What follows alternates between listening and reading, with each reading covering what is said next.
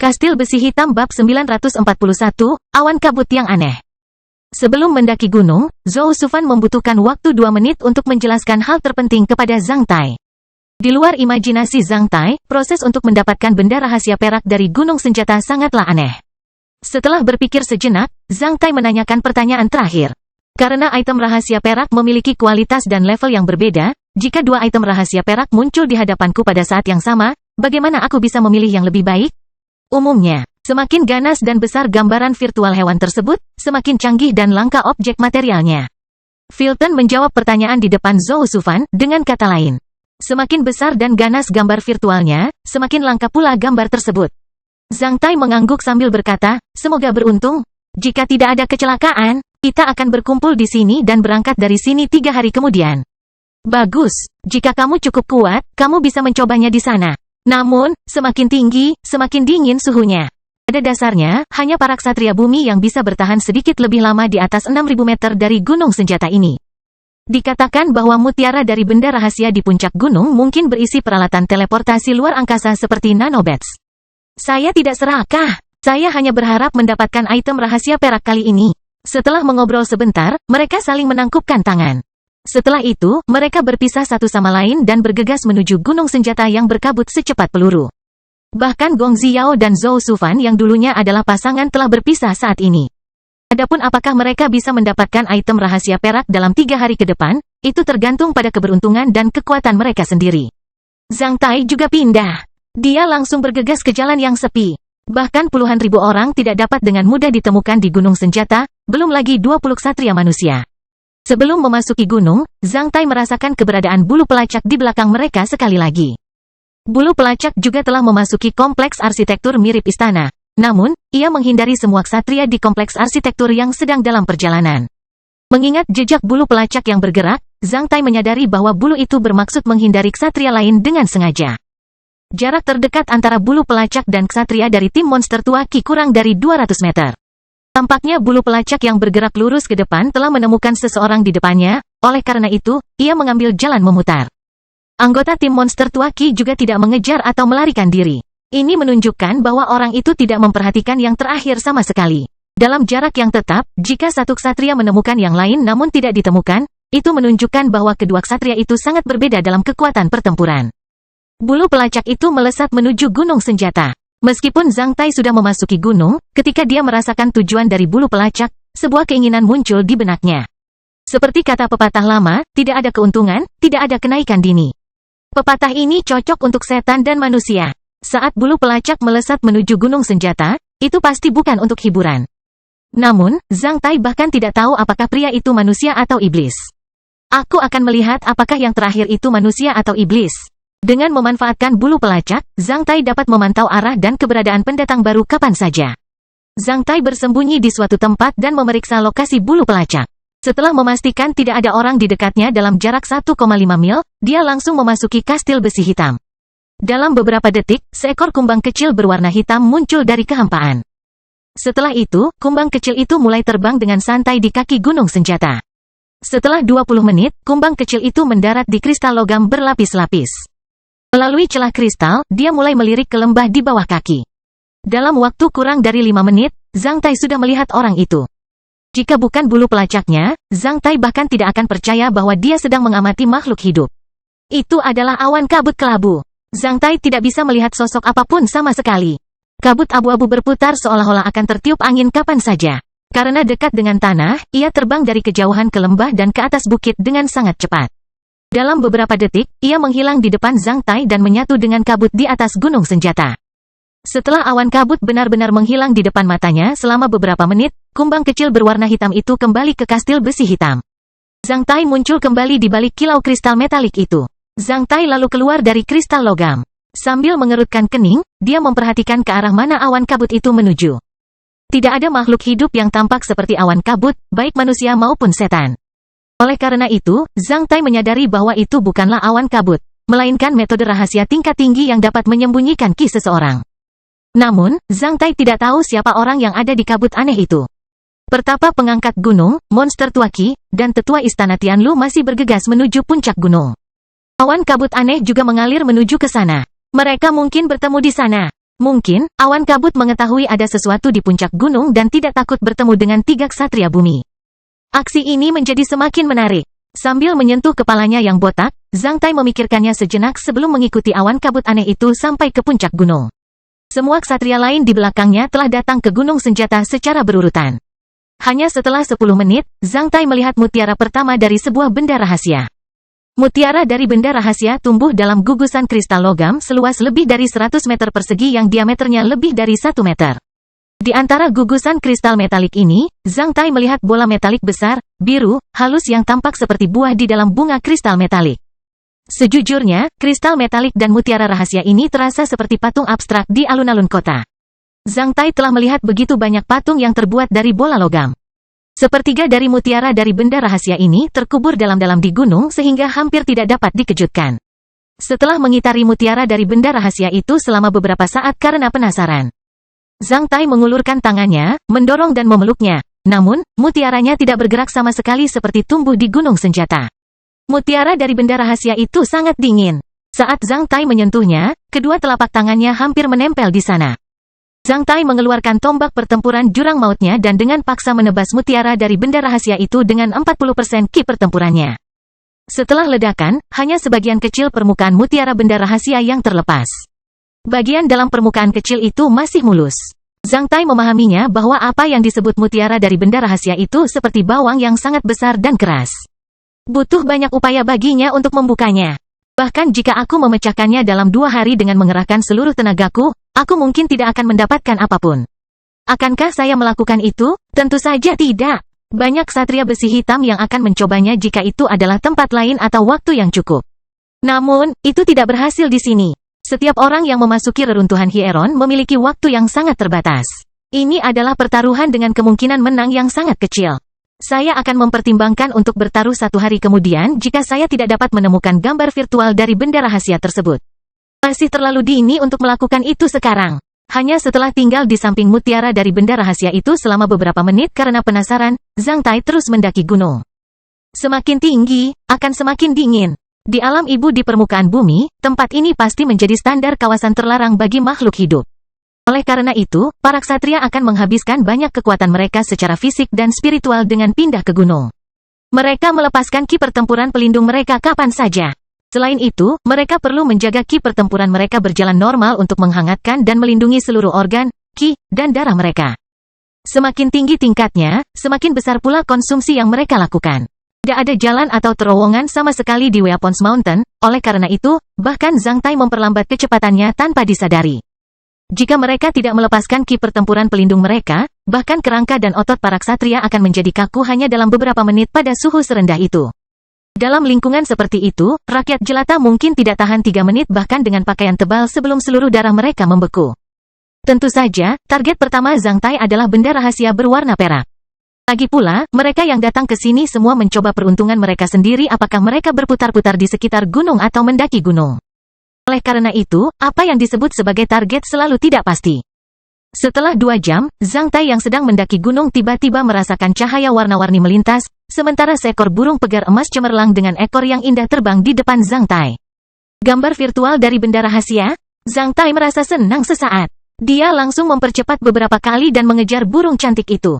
Setelah melewati punggung bukit, Zhang Tai melihat burung besar yang cantik itu bersembunyi di dalam mutiara merah sebuah benda rahasia di dalam gugusan kristal logam.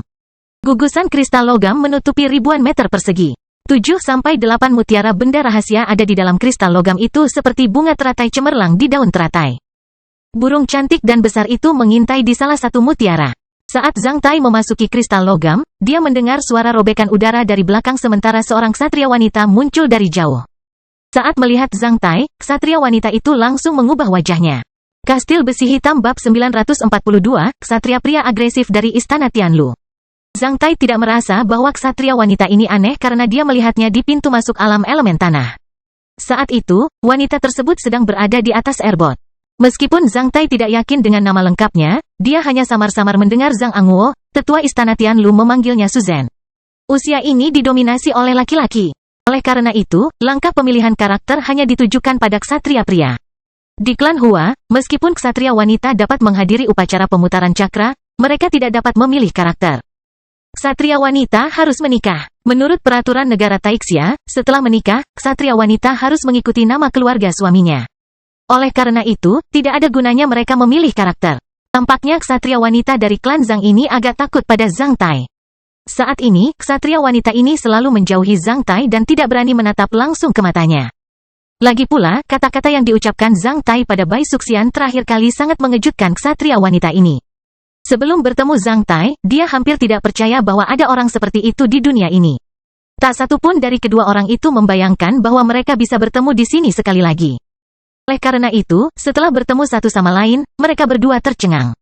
Ksatria wanita dari klan Zhang tersipu saat dia mengeluarkan keringat dan sedikit terengah-engah.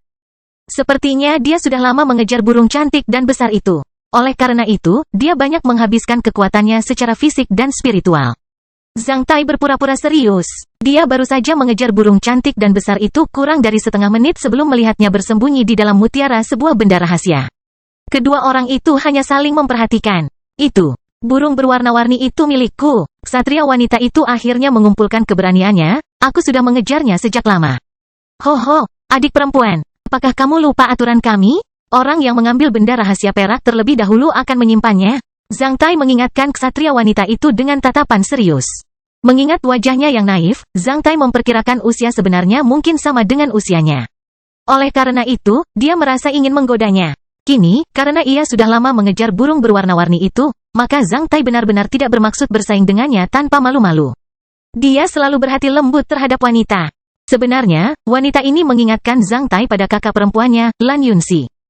Jika dia bisa berpromosi menjadi seorang ksatria di usia yang begitu muda, dia pastilah seorang elit di istana Tianlu. Hanya jika kamu menangkapnya, kamu dapat memilikinya. Sekalipun kamu telah melihatnya dan mengejarnya dalam waktu yang lama, itu belum tentu milikmu. Jelaskah? Zhang Tai mengatakan yang sebenarnya. Kecuali jika wanita tersebut telah menangkap benda rahasia perak tersebut atau telah mengunci mutiara dari benda rahasia tersebut dan bersiap untuk menghancurkannya. Wanita ini tidak dapat mengatakan bahwa benda rahasia perak tersebut adalah miliknya. Jika seseorang dapat memiliki benda rahasia berwarna perak hanya setelah melihat dan mengejarnya. Burung berwarna-warni itu akan menjadi milik siapa jika orang lain tiba-tiba melompat keluar dan mengatakan bahwa dia juga telah melihat burung berwarna-warni itu dan mengejarnya di depan dua orang. Mereka, bagaimana jika Zhang Tai mengirim pesan kepada Gong Xiao melalui cincin jari kristal penginderaan jarak jauhnya dan memainkan tipuan pada saat ini? Bagaimana tanggapan ksatria wanita ini terhadapnya? Ketiga ksatria bumi telah lama mempertimbangkan pertanyaan-pertanyaan ini. Berdasarkan pengalaman mereka yang kaya dan temperamen licik mereka. Tentu saja ketiga ksatria bumi tidak akan memberikan kesempatan kepada orang lain untuk memainkan pertunjukan seperti itu ketika mereka membuat peraturan. Oleh karena itu, setelah memasuki Hieron, meskipun mereka dapat bersaing satu sama lain dan memperebutkan benda rahasia berwarna perak, mereka harus mengikuti prinsip bahwa orang yang mengambil benda tersebut terlebih dahulu daripada melihatnya dan mengejarnya terlebih dahulu dapat memilikinya. Setelah mendengar kata-kata Zhang Tai, ksatria wanita itu menggigit bibirnya. Meskipun dia ingin membantah, dia tidak tahu bagaimana caranya sementara dia memperlihatkan ekspresi tak berdaya di wajahnya yang lembut. Kegembiraan luar biasa yang disebabkan oleh pertemuan dengan gambar virtual dari sebuah benda rahasia berwarna perak. Kesulitan mengejarnya dalam waktu yang lama dan keputusasaan pada akhirnya membuat matanya yang cerah berubah menjadi kristal seketika. Zhang Tai tidak menyangka bahwa wajah ksatria wanita ini begitu kurus. Hanya setelah beberapa kata, dia meneteskan air matanya. Sejak Zhang Tai dipromosikan menjadi seorang ksatria, dia telah bertemu dengan beberapa ksatria wanita seperti Gong Sun Liniang, Guo Honi dan Bai Suxian. Dua yang pertama adalah wanita tangguh sedangkan Bai Suxian hanyalah roh. Wanita-wanita ini meninggalkan kesan pada Zhang Tai bahwa para ksatria wanita tidak akan pernah meneteskan air mata sampai dia bertemu dengan seorang ksatria wanita yang begitu lembut yang dapat dengan mudahnya meneteskan air mata. Sebenarnya, air mata wanita lebih mematikan bagi Zhang Tai daripada battle key-nya.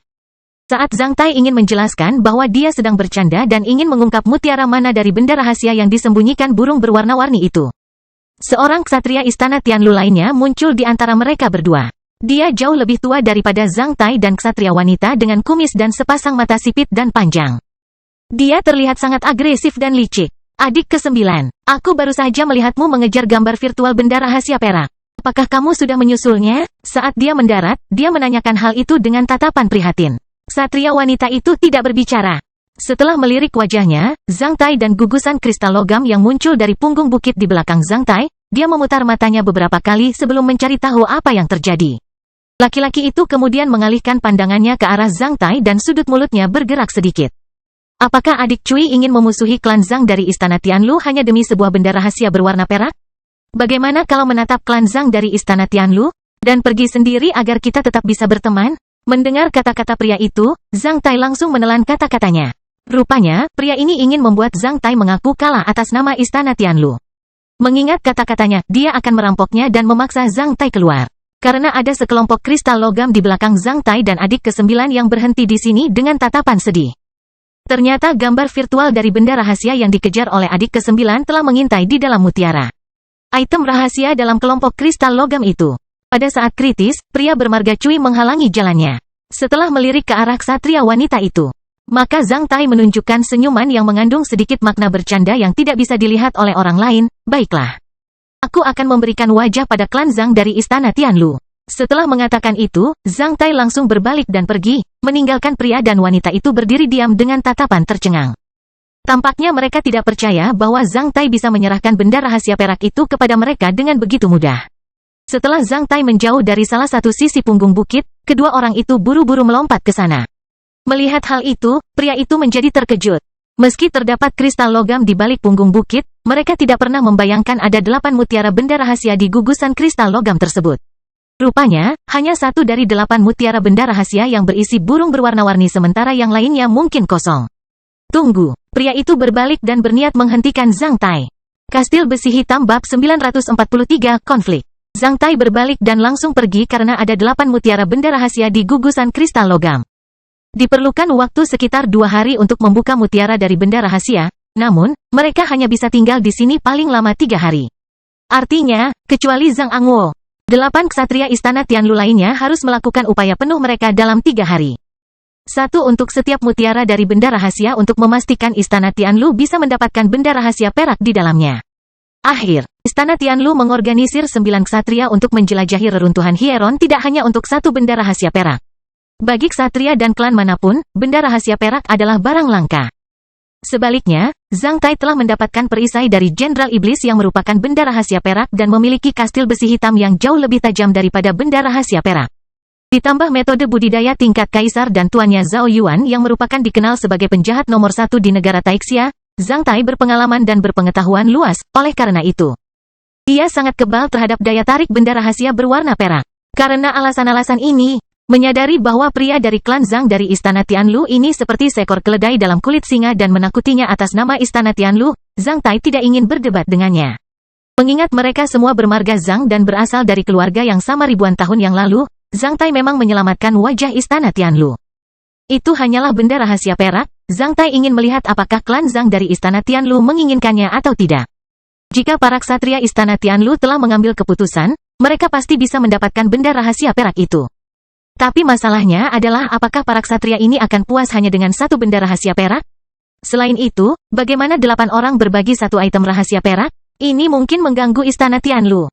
Kedua ksatria klan Zhang tidak menyadari bahwa ada 8 mutiara benda rahasia di kumpulan kristal logam tadi. Mereka mengira hanya ada 1, oleh karena itu, mereka tercengang saat ini.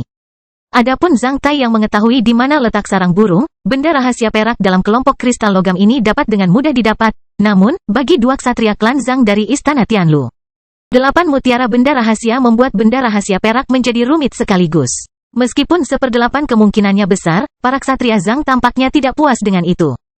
Zhang Tai mengabaikan suara ksatria pria itu dan terus berjalan ke depan. Setelah menyadari bahwa Zhang Tai mengabaikan kata-katanya, ksatria pria yang dibutakan oleh nafsu akan benda rahasia perak dan wajah adik ke-9 segera melompat ke sana dan bermaksud menghentikan Zhang Tai dengan menangkap punggungnya. Berhenti, mungkin Zhang Tai begitu baik sekarang sehingga ksatria pria Istana Tianlu ini berpikir bahwa Zhang Tai adalah orang besar dan dia bisa menjadi sedikit lebih berlebihan. Pada saat ini, ksatria wanita itu sedikit ragu karena dia merasa itu tidak pantas. Dia ingin menghentikan ksatria pria itu, namun, sudah terlambat. Setelah mendengar suara melengking dari punggungnya, Zhang Tai menjadi gila ketika dia segera mengeluarkan tombaknya dan menyerang balik dengan 80% dari kekuatan penuhnya. Itu bukan tusukan, tapi cambukan seperti dia memukul anjing dengan tongkat. Saat Zhang Tai menggerakkan tombaknya, udara di sampingnya menjadi mengamuk sambil mengeluarkan suara yang tajam dan melengking seperti sepotong baja yang dibelah. Mendengar suara ini, kedua ksatria istana Tianlu langsung mengubah wajah mereka karena suara ini menunjukkan kekuatan fisik yang hebat dan menakutkan. Tombak itu diikatkan ke tangan ksatria itu dengan tepat. Zhang Tai hanya menggunakan kekuatan hewannya tanpa menjalankan ki pertempurannya. Ki pertempuran pelindung orang itu bergetar hebat saat direduksi hingga ekstrim. Meskipun ki pertempuran pelindungnya tidak rusak, kekuatan luar biasa dari tombak Zhang Tai sepenuhnya ditransfer ke tangan dan seluruh tubuh Zhang Tai setelah ditahan selama beberapa detik. Dengan suara retak, pergelangan tangan ksatria pria itu langsung patah. Dengan suara teredam, dia terlempar sejauh 50 meter seperti bola bisbol. Dengan suara cuang, ksatria wanita dari klan Zhang segera menghunus pedang panjangnya, namun, dia tidak melancarkan serangan. Sebaliknya, dia hanya mencegah dirinya diserang lebih lanjut oleh Zhang Tai. Namun, Zhang Tai hanya memperhatikan kedua orang itu dengan tatapan dingin sambil menyilangkan tangan. Setelah pergelangan tangannya patah, ksatria itu bangkit dalam keadaan grogi sementara wajahnya menjadi sangat pucat. Pada saat yang sama, dia menatap Zhang Tai dengan tatapan penuh kebencian. "Yah. Baiklah, aku melihat orang lain yang ingin memusuhi istana Tianlu. Aku akan mengingatmu. Cui Li, jangan menyesal." Menyaksikan Zhang Tai mencambuk boneka-boneka perang itu hingga berkeping-keping di lobi berbeda dengan merasakan kekuatan mengerikan dari tombaknya.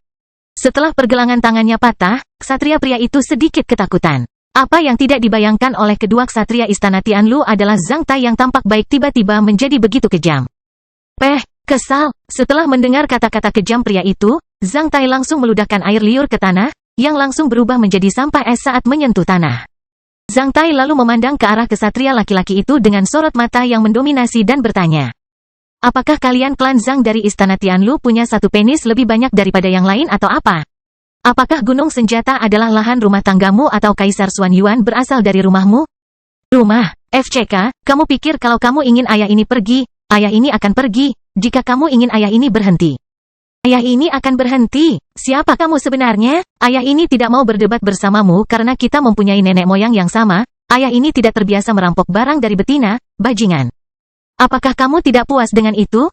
Tahukah kamu, ayah ini tidak akan pernah memberitahumu di sarang mana burung berwarna-warni itu bersembunyi bahkan jika aku mengetahuinya. Lalu kenapa? Datang untuk menggigit pantatku?" Ksatria wanita itu tercengang. Meskipun dia ingin mengatakan sesuatu, setelah mendengarkan kata-kata vulgar Zhang Tai, wajahnya memerah karena dia tidak bisa mengucapkan sepatah kata pun. Saat ksatria pria istana Tianlu ingin mengatakan sesuatu, Zhang Tai membuka lebar matanya yang seperti lembu dan membalas kata-katanya dengan ketakutan, "Bajingan. Jika kamu berani melakukan hal lain, ayah ini akan menjemput semua orang dan menghadiahkan sarang burung itu kepada orang lain. Aku jamin itu istana Tianlu tidak akan mendapat apa-apa. Jika Zhang Tai benar-benar melakukan ini, istana Tianlu tidak bisa menghentikannya. Secara hukum, orang yang paling memenuhi syarat untuk mendapatkan benda rahasia perak ini sebenarnya adalah Zhang Tai. Jika dia ingin memberikan hak ini kepada orang lain, bagaimana klan Zhang dari istana Tianlu bisa menghentikannya? Sama seperti argumen Zhang Tai tadi, ini bukanlah plot rumah tangga klan Zhang di istana Tianlu. Kaisar Xuan Yuan juga tidak berasal dari klan Zhang di istana Tianlu. Menemukan kedua ksatria itu diam, Zhang Tai berbalik dan pergi. Ketika dia pergi, Zhang Tai tanpa sadar menyenandungkan lagu aneh. "Aku naga kecil, naga kecil, naga kecil, naga kecil, berapa banyak rahasia yang kumiliki, rahasia, rahasia, rahasia. Aku punya begitu banyak rahasia, tapi aku tidak akan memberitahumu, aku tidak akan memberitahumu, aku tidak akan memberitahumu." Mendengar lagu aneh Zhang Tai, ekspresi ksatria wanita itu pun berubah menjadi aneh. Ksatria laki-laki itu mengertakkan gigi ketika suara serak Zhang Tai membuatnya gila. Dia merasa Zhang Tai sedang menggodanya, namun, dia harus menahannya. Sampai punggung dan lagu Zhang Tai menghilang. Barulah ksatria wanita itu meletakkan pedangnya dan buru-buru datang ke sisi ksatria pria, "Rekan magang senior, kamu baik-baik saja?" "Pergelangan tanganku patah." Ksatria laki-laki itu menghela nafas panjang sambil tanpa sadar mengerutkan kening karena rasa sakit yang menusuk. Serangan luar biasa Zhang Tai membuatnya sangat ketakutan. Cui Li ini memiliki kekuatan yang sangat mengerikan. Ksatria wanita itu buru-buru mengeluarkan obat penyembuhnya dan mengoleskannya ke pergelangan tangan ksatria pria. "Ini bukanlah akhir." Ksatria laki-laki itu berkata dengan penuh kebencian saat cahaya mata yang berbahaya dan jahat melintas di matanya. "Rekan magang senior, aku merasa, Cui Li telah memberikan kompromi kepada kita. Sepertinya kita agak berlebihan." Ksatria wanita itu berbisik, "Saat aku mengejar gambar virtual dari benda rahasia itu, aku hampir kehilangannya. Saat itu, pria ini lewat secara tidak sengaja dan muncul di hadapanku. Dia tidak bermaksud merampoknya dariku." Ksatria laki-laki itu mengerutkan kening sekali lagi sambil menjawab dengan suara teredam, Adik ke-9, kamu tidak tahu itu. Hati manusia itu berbahaya. Jika aku tidak ada di sini, kamu mungkin akan menderita kerugian besar. Selain itu adalah perak benda rahasia perak. Karena kamu selalu berkultivasi di ruang budidaya klan kami, kamu terlalu polos. Kamu tidak tahu bahwa banyak ksatria yang bahkan akan membunuh orang atau melenyapkan klan hanya demi benda rahasia perak. Sekarang kita sudah melihatnya dan itu ada di depan kita, bagaimana kita bisa melepaskannya begitu saja? Kita tidak boleh memberikannya kepada orang lain. Ketika pergelangan tangan ksatria pria itu sedikit pulih dan tidak sakit lagi, kedua orang itu memperlihatkan tatapan sedih ke arah 8 mutiara benda rahasia pada saat yang sama. Apakah kita benar-benar perlu menjemput semua penghuni istana Tianlu lainnya? Setelah meninggalkan kedua ksatria itu, Zhang Tai telah melupakan kejadian itu. Dia tidak keberatan jika klan Zhang dari istana Tianlu mengganggunya. Bagaimanapun, Cui Li masih lajang dan tidak memiliki keluarga. Dia tidak percaya bahwa klan Zhang dari istana Tianlu akan memperlakukannya secara berlebihan. Sebenarnya, jika para ksatria klan dan tetua klan Zhang di istana Tianlu semuanya sombong dan sombong, mereka mungkin tidak akan mendapatkan status sosial yang luar biasa. Namun, segera setelah dia pergi, Zhang Tai mendengar suara dari punggungnya. Apakah klan Zhang dari istana Tianlu datang untuk membalas dendam padaku? Zhang Tai berbalik dan melihat ksatria wanita itu menyusulnya. Kastil Besi Hitam bab 944, suatu kondisi. Sambil menyilangkan tangannya, Zhang Tai berhenti ketika dia melihat ksatria wanita istana Tianlu yang menyusulnya dengan tatapan mata berkaca-kaca. Apakah kamu ingin membalas dendam padaku? Ksatria wanita itu berhenti 2 meter jauhnya saat dia melirik Zhang Tai dengan malu-malu. Tidak, aku di sini bukan untuk membalas dendam padamu. Aku di sini untuk meminta maaf padamu atas nama rekan magang seniorku. Setelah mendengar jawabannya, Zhang Tai memandang ksatria wanita ini dari ujung kepala sampai ujung kaki dengan serius. Dengan rambut panjang mencapai pantatnya, ksatria wanita itu mengenakan armor logam setengah tubuh berwarna mawar yang halus. Dia tampak langsing dan anggun, terutama kakinya yang panjang dan indah, dengan koordinasi sepatu tempur logam tinggi, dia terlihat cukup menawan dan muda. Ksatria wanita itu juga memiliki penampilan yang bagus. Meskipun dia tidak secemerlang Lan Yunxi atau centil seperti Bai Suxian, kelima organ inderanya sangat halus. Dengan mata besar, kulit seputih salju, hidung mancung, dan mulut mungil, ia ditonjolkan oleh keanggunan istimewa wanita Hua di benua timur. Jika dia masih berada di kota Black Hawk, penampilan ksatria wanita itu akan dengan mudah mengingatkannya pada kakak perempuan tetangga yang cantik yang telah menerima pendidikan tinggi. Pada awalnya, ksatria wanita ini mengingatkan Zhang Tai pada Lan Yunxi. Setelah mengamatinya dengan cermat, dia merasa bahwa temperamennya mirip dengan Linda. Di bawah sorotan mata Zhang Tai, ksatria wanita itu menjadi sedikit kuat saat dia mundur satu langkah. Di matanya, Zhang Tai bahkan lebih berbahaya daripada binatang bermutasi itu. Tidak perlu, jika rekan magang seniormu menganggapnya salah, biarkan saja dia datang menemuiku di sini. Setelah mendengar bahwa lawannya datang ke sini bukan untuk mencari masalah, melainkan untuk meminta maaf. Ekspresi Zhang Tai berubah menjadi lebih baik. Umumnya, rekan magang senior Ansi bukanlah orang seperti itu. Karena benda rahasia perak itu sangat penting, Zhang Tai mengayunkan tangannya sambil menyela kata-katanya, aku tidak peduli orang seperti apa rekan magang seniormu itu. Kamu juga tidak perlu menjelaskannya kepadaku. Ada lagi, jika tidak, aku harus pergi. Satu hal lagi. Ksatria wanita itu menjadi sedikit malu. Teruskan, maukah kamu, tolong, beritahu aku mutiara mana dari benda rahasia yang disembunyikan burung berwarna-warni itu? Ksatria wanita itu menundukkan kepalanya ketika dia menyadari bahwa permintaan ini agak berlebihan.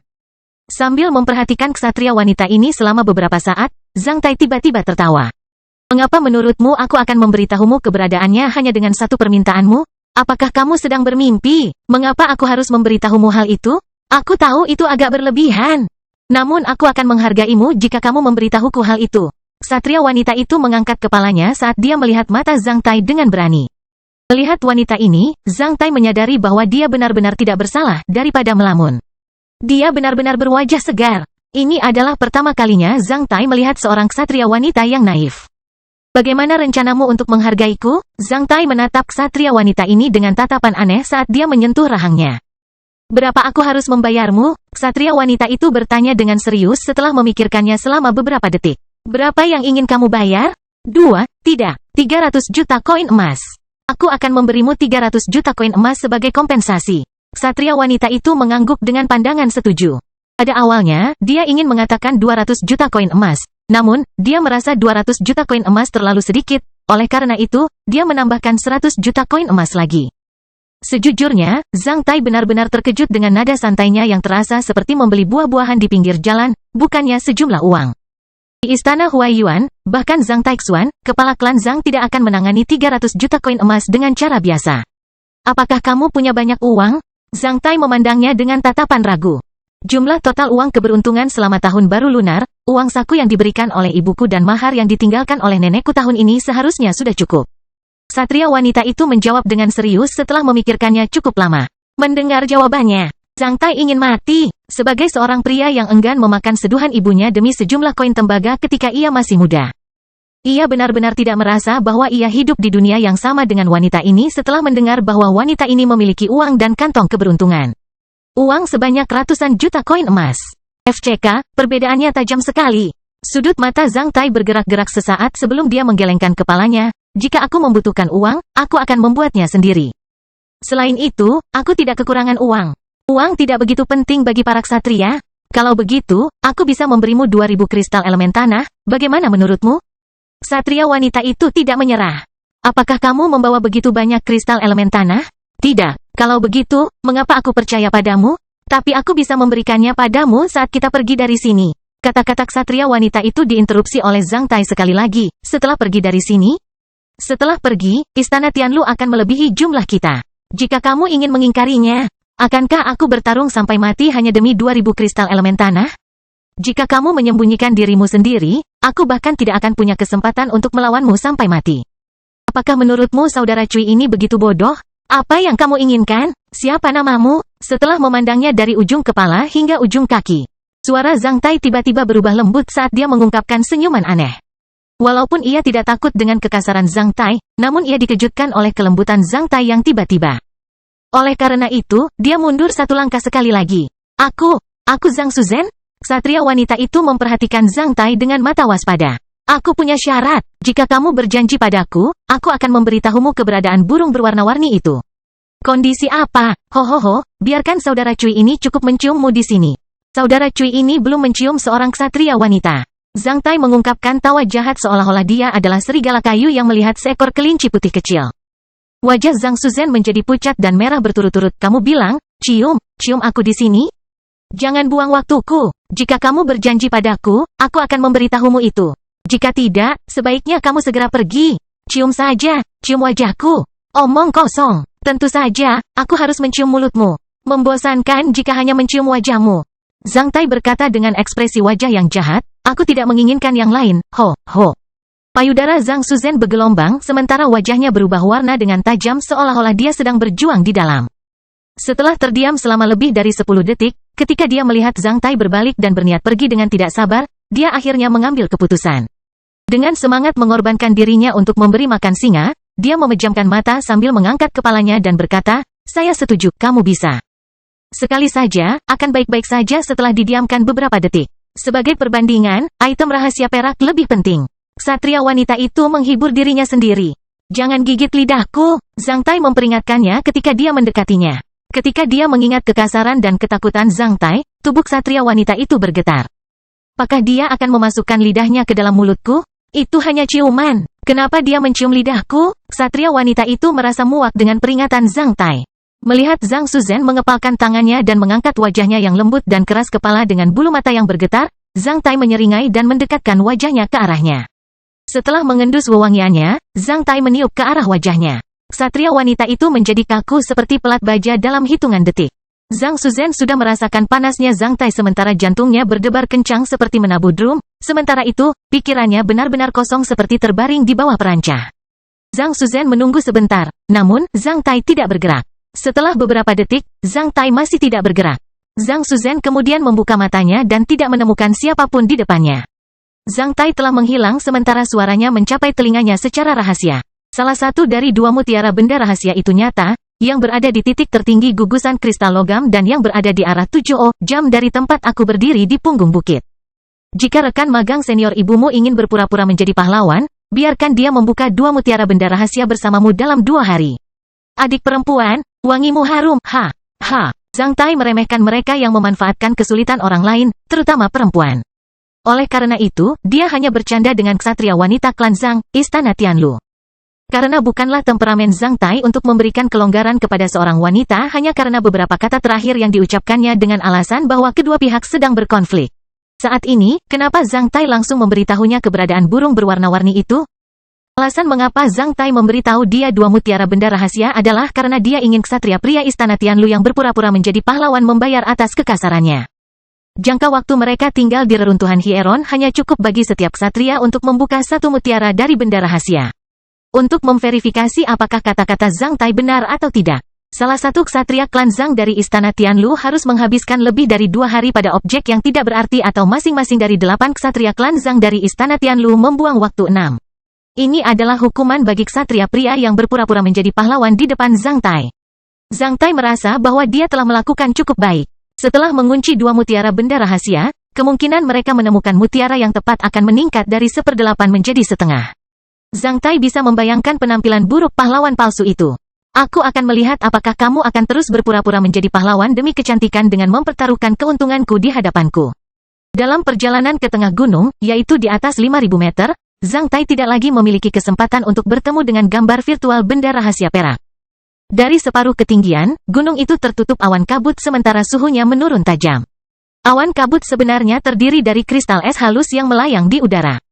Tanpa melepaskan pertempuran pelindung Qi, siapapun akan menderita siksaan kejam karena ditusuk oleh puluhan ribu jarum. Udaranya dingin dan hampir bebas udara. Akibatnya, sulit bagi ksatria besi hitam untuk bergerak dan bertahan lama di lingkungan seperti itu. Pada saat ini, 2 orang muncul di awan kabut di depan Zhang Tai dan menghilang dalam sekejap. Kedua orang itu tidak melihat Zhang Tai, namun, Zhang Tai melihat mereka. Mereka adalah Lu Zongming dan istrinya. Zhang Tai tertegun. Mengapa mereka juga bergerak menuju puncak gunung? Di puncak gunung senjata, seekor hieron yang megah berdiri di sana dengan megah. Monster tua Qi adalah orang pertama yang mencapai puncak gunung dan melihat hieron. Kastil besi hitam bab 945, mendobrak gerbang hieron. Di puncak-puncak tertinggi gunung senjata, monster tua Qi, yang tiba lebih dulu di sini, berjalan menuju hieron. Hieron dibangun di dalam gunung dan terintegrasi dengan seluruh gunung senjata. Seluruh hieron itu tinggi dan megah. Itu seluruhnya terbuat dari logam, yang memancarkan kilau yang sama seperti di lantai lobi tempat boneka pertempuran berdiri. Ada berbagai relief misterius berupa sosok dan hewan di dinding luar hieron. Jika relief logam tersebut dapat dipotong dari dinding, maka itu adalah harta seni yang sangat luar biasa dan tak ternilai harganya serta merupakan bahan paling berharga bagi para antropolog dan sejarawan untuk mempelajari peradaban kuno. Namun, itu hanyalah relief di dinding sini. Sangat sedikit dari mereka yang datang ke sini yang menghargai karya seni dan peduli dengan nilai akademis dan nilai penelitiannya. Karena semua yang bisa sampai di sini berada di puncak piramida manusia. Mereka ditampilkan sebagai orang yang realistis, kuat, dan mengetahui apa yang paling penting bagi diri mereka sendiri. Di sini terlalu dingin. Suhu di sini hampir mencapai batas atas semua makhluk hidup. Bahkan para ksatria bumi harus melepaskan ki pertempuran pelindung mereka agar bisa tinggal di sini lebih lama. Karena udara di sini lebih tipis, tanpa disadari orang-orang di sini akan merasa tercekik di ruang hampa. Terlebih lagi, relief di dinding luar itu menyatu dengan hieron, yang tidak bisa terpotong sama sekali. Gerbang hieron lebih tinggi dari 10 meter, itu tertutup sepenuhnya. Oleh karena itu, monster tua Qi sama sekali tidak dapat melihat apa yang ada di dalamnya. Untuk mengejar waktu, monster tua Qi bergegas ke puncak gunung senjata dengan kecepatan tercepat dengan mengorbankan terlalu banyak kekuatan fisik dan spiritual. Saat dia berjalan menuju hieron, monster tua Qi meminum sebotol obat serbaguna. Pada saat yang sama, dia terengah-engah sambil membuka mulutnya lebar-lebar. Ksatria bumi juga perlu bernapas. Meski para ksatria bumi bisa menahan nafas dalam waktu lama dalam kondisi ekstrim, monster tua Qi masih bisa bernafas sebanyak mungkin saat ini untuk memulihkan kekuatan fisik dan auranya secepat mungkin. Kandungan oksigen 10 tarikan napas di sini sama dengan 2 tarikan napas di kaki gunung. Monster tua Qi datang ke depan hieron sambil memancarkan cahaya mata yang tajam. Dia mengitari hieron untuk sementara waktu seolah sedang mencari pintu masuk lain. Sayangnya, monster tua Qi menjadi kecewa. Satu-satunya akses ke hieron adalah gerbang yang tertutup itu. Setelah sampai di depan gerbang, monster tua Qi memeriksa gerbang selama beberapa menit sebelum menggelengkan kepalanya. Dia kemudian dengan paksa mendorong gerbang, namun, gerbangnya tetap diam. Setelah itu, monster tua Qi mundur beberapa langkah dan menarik napas dalam-dalam sebelum menyerang gerbang hieron dengan ki pertempurannya secara terus-menerus dan ganas. Monster tua Qi terus menyerang gerbang hieron ribuan kali dalam waktu lebih dari 10 menit. Selain dentuman yang bergema di puncak gunung, gerbang hieron masih tetap diam. Menghadapi serangan para ksatria bumi, bahkan baja yang kokoh pun akan hancur berkeping-keping. Namun, gerbang itu tetap diam seperti tidak terjadi apa-apa. Tidak ada gunanya, monster Tuaki. Sebuah suara terdengar di belakang monster Tuaki. Selama 10 menit terakhir, Zhang Angwo, tetua istana Tianlu telah naik ke puncak-puncak utama dan muncul di belakang monster Tuaki. Saya kira Anda meninggalkan satu langkah lebih awal dari kami demi kepentingan manfaatnya di sini. Jika gerbang Hieron ini bisa dibuka dengan mudah. Itu bukan urusan kita. Monster Tuaki berhenti saat dia berbalik dan menyeringai. Apakah kamu juga ingin berpura-pura tidak bersalah di hadapanku? Jika kamu tidak takut aku menempati semua barang bagus di Hieron, mengapa kamu datang ke sini? Monster Tuaki, jika kamu benar-benar bisa membuka gerbangnya, menurut aturan, semua orang yang bisa melihatnya akan mendapat bagian, tentu saja. Aku akan membaginya denganmu. Mari kita lihat apakah kamu bisa menempati semuanya. Kata sesepuh istana Tianlu dengan tatapan tenang. Karena orang-orang tua selalu cerdas, maka tetua istana Tianlu menerima begitu saja. Monster Tuaki menjawab dengan haram dingin. Di antara hieron-hieron yang ditemukan di alam elemen tanah, selain altar pengorbanan dupa, sebagian besar dari hieron-hieron itu bersih dan khusyuk, tidak menyisakan barang bagus untuk orang-orang. Sambil mengatakan ini, pertapa pengangkat gunung melompat ke atas panggung di atas puncak dari puncak ini dengan mantap sambil melanjutkan, pada zaman dahulu kala. Semua hieron ini adalah tempat keagamaan yang megah dan khusyuk, bukannya bank harta karun. Bank harta karun di sini berada di kompleks istana yang baru saja kita lewati. Sudah telah dirampok oleh orang-orang puluhan ribu tahun yang lalu. Akan mengejutkan jika kita bisa menemukan sesuatu yang bagus di sini, namun, akan menjadi normal jika tidak ada barang bagus di sini. Kalau tidak, kita tidak akan mendapatkan kuncinya hieron ini hanya dengan biaya yang kecil. Pertapa pengangkat gunung, akui saja. Hohohoho, 4 dekade yang lalu, Dongfang Haori, kepala klan Dongfang di Provinsi Lanzhou memperoleh peralatan teleportasi luar angkasa tingkat surgawi dari Istana Hieron. Konon peralatan teleportasi luar angkasa itu digunakan untuk menyalakan lampu minyak, yang kelihatannya biasa saja. Oleh karena itu, Dongfang Haori mendapat tawaran yang bagus. Peralatan teleportasi luar angkasa ini telah menjadi harta karun nomor 1 klan Dongfang, yang disebut botol yang mengandung lautan. Pertapa pengangkat gunung. Tantang kamu untuk melakukannya mengatakan bahwa kamu tidak menginginkan yang seperti itu? Selama bertahun-tahun, manusia baru saja menemukan satu Brightness Hieron di alam elemen bumi. Kecuali Brightness Hieron, bagaimana kuil Hieron lain bisa memiliki peralatan teleportasi ruang angkasa yang digunakan untuk memuat minyak? Pertapa pengangkat gunung menghela nafas sambil berkata dengan nada agak frustrasi. Rasanya seperti orang yang biasa membeli tiket lotre mendengar seseorang mendapatkan jackpot sementara dia tidak mendapat apa-apa. Pertapa pengangkat gunung sangat merindukan peralatan teleportasi luar angkasa. Dia lebih akrab dengan proses bagaimana Dongfang Haori mendapatkan botol berisi lautnya dibandingkan orang lain. Dia telah mempelajarinya dengan serius. Karena Brightness Hieron perlu mempertahankan kecerahannya, peralatan teleportasi luar angkasa digunakan untuk menyalakan Hieron. Orang-orang tidak lagi menemui kejutan seperti itu di Hieron lain. Meskipun peradaban kuno cukup megah, orang-orang pada zaman itu tidak begitu mewah sehingga mereka menggunakan peralatan teleportasi luar angkasa sebagai wadah umum di setiap hieron atau kuil. Ada beberapa item rahasia perak tingkat lanjut di kuil Dewa Pertempuran. Namun, kuil ini bukanlah kuil Dewa Pertempuran, melainkan kuil yang tidak diketahui. Oleh karena itu, hampir tidak ada item rahasia perak di dalamnya. Berdasarkan kajian masyarakat modern tentang sejarah dan peradaban zaman dahulu kala, suatu zaman kuno tertentu penuh dengan agama. Pada zaman itu, orang-orang memuja dan menghormati berbagai dewa. Mungkin ada puluhan ribu agama di zaman itu, meninggalkan reruntuhan paling hieron. Namun, hanya sedikit orang yang bisa membedakan dengan tepat kategori reruntuhan hieron. Itu adalah pembelajaran yang sangat mendalam tentang sumber manusia dan setan. Para pakar dalam disiplin ini menikmati posisi tinggi bahkan di antara para ksatria. Meskipun tidak ada peralatan teleportasi luar angkasa, menurutku pusat kendali sistem di Hieron masih terpelihara dengan baik. Mengapa tidak mencoba bergandengan tangan untuk membuka gerbangnya? Jika ada pusat kendali sistem, kita akan lihat apakah ada kejutan di dalamnya. Kalau ada, kita bisa membaginya. Monster Tuaki melamar setelah memutar pupilnya. Monster Tuaki, sepertinya kamu sangat ingin membuka gerbang ini. Tetua Istana Tianlu tiba-tiba membuka mulutnya. Monster Tuaki mengeluarkan 2 jeritan aneh sebelum berkata, aku hanya tidak ingin kembali dengan sia-sia. Bagaimanapun, kita sudah berada di sini. Mengapa tidak mencobanya? 3 orang jauh lebih kuat dari 1. Itu juga mungkin, bagi kucing buta untuk bertemu dengan tikus mati. Pertapa pengangkat gunung dan Zhang Angwo saling bertukar pandang sebelum mengangguk pada saat yang bersamaan. Ksatria bumi semuanya percaya diri dan kuat. Jika mereka tidak yakin dengan kekuatan mereka atau karena kebetulan dan keingintahuan, ketiga ksatria bumi tidak akan datang ke sini. Tidak peduli apapun, karena mereka telah datang ke sini, mereka akan mencobanya. Meskipun seorang ksatria surgawi tidak dapat mendobrak gerbang Hieron seperti itu menurut legenda. Bagaimana jika gerbangnya terbuka secara tidak sengaja? Bagaimana jika ada kejutan di dalamnya? Dengan pemikiran tentatif, ketiga ksatria bumi bergandengan tangan satu sama lain dan menggempur gerbang Hieron selama 10 menit lagi dengan melepaskan gambar virtual ki pertempuran mereka. Meskipun puncak utama gunung senjata bergetar akibat serangan mereka, ketika mereka berhenti, gerbangnya masih tertutup tanpa kerusakan apapun. Pertapa pengangkat gunung melepaskan pikirannya, mungkin ada manik-manik nano di dalam mutiara benda rahasia di dekat puncak-puncak. Karena waktuku terbatas, aku tidak akan menyia-nyiakannya lagi, sampai jumpa.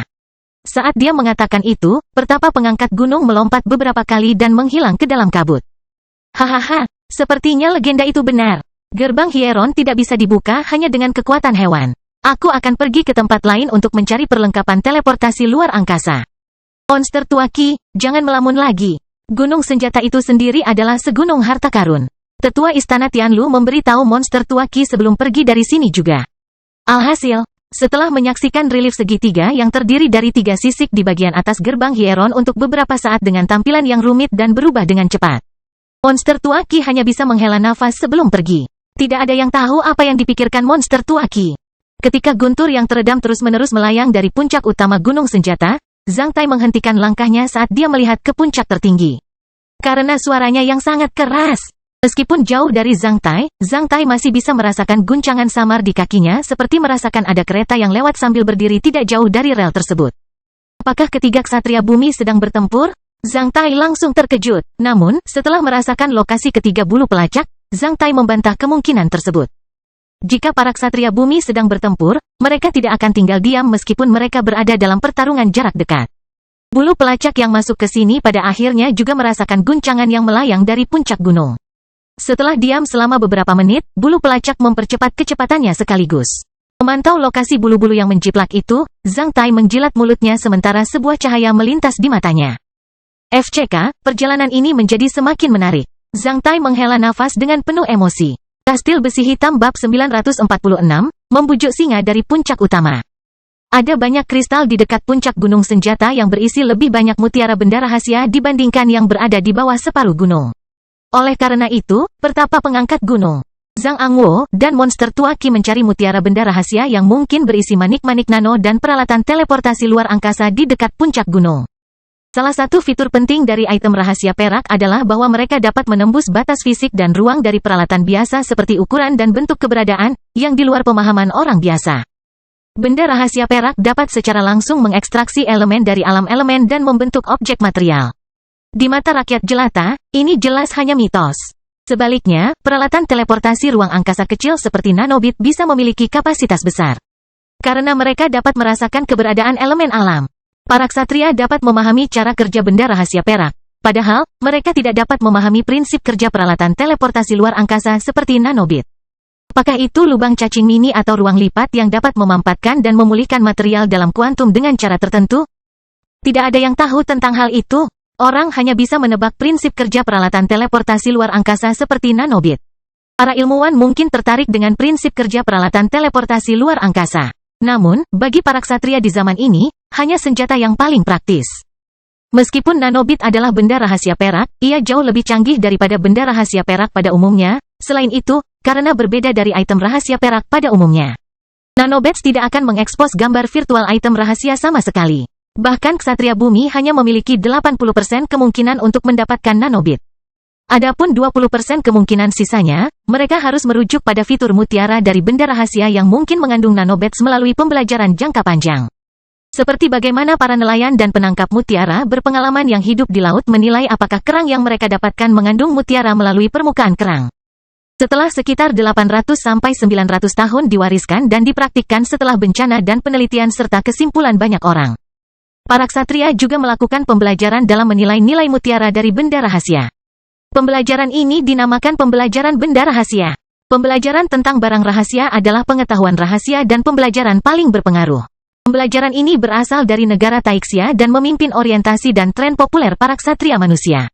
Di negara Taixia, jika seorang ksatria ingin memamerkan bakatnya dan menunjukkan selera istimewanya, Ia harus memamerkan pembelajarannya tentang benda-benda rahasia ketika ia ingin mendapatkan banyak kekaguman dari para ksatria. Ksatria, terutama ksatria pria, tidak harus tampan di negara Taixia. Jika seorang ksatria bumi jelek di negara Taixia, Anda bisa mengomentari tampang jeleknya di hadapannya dan dia tidak akan marah karenanya, namun jika Anda mengatakan dia tidak mengetahui pembelajaran benda rahasia, itu sama dengan menyebutnya buta huruf. Itu seperti menyebut orang kaya sebagai nou feurice. 9 dari 10 ksatria akan marah karenanya dan Anda akan menghadapi akibat yang sangat parah. Zhang Tai tidak tahu tentang pembelajaran benda rahasia di antara para ksatria negara Taixia. Anak benua Wei hanyalah tanah tandus bagi negara Taixia dan tidak ada sesepuh istana Huaiyuan yang bisa memamerkan pengetahuan mereka tentang benda-benda rahasia. Setelah datang ke negara Taixia selama beberapa hari, Zhang Tai dicari oleh Mahkamah Agung.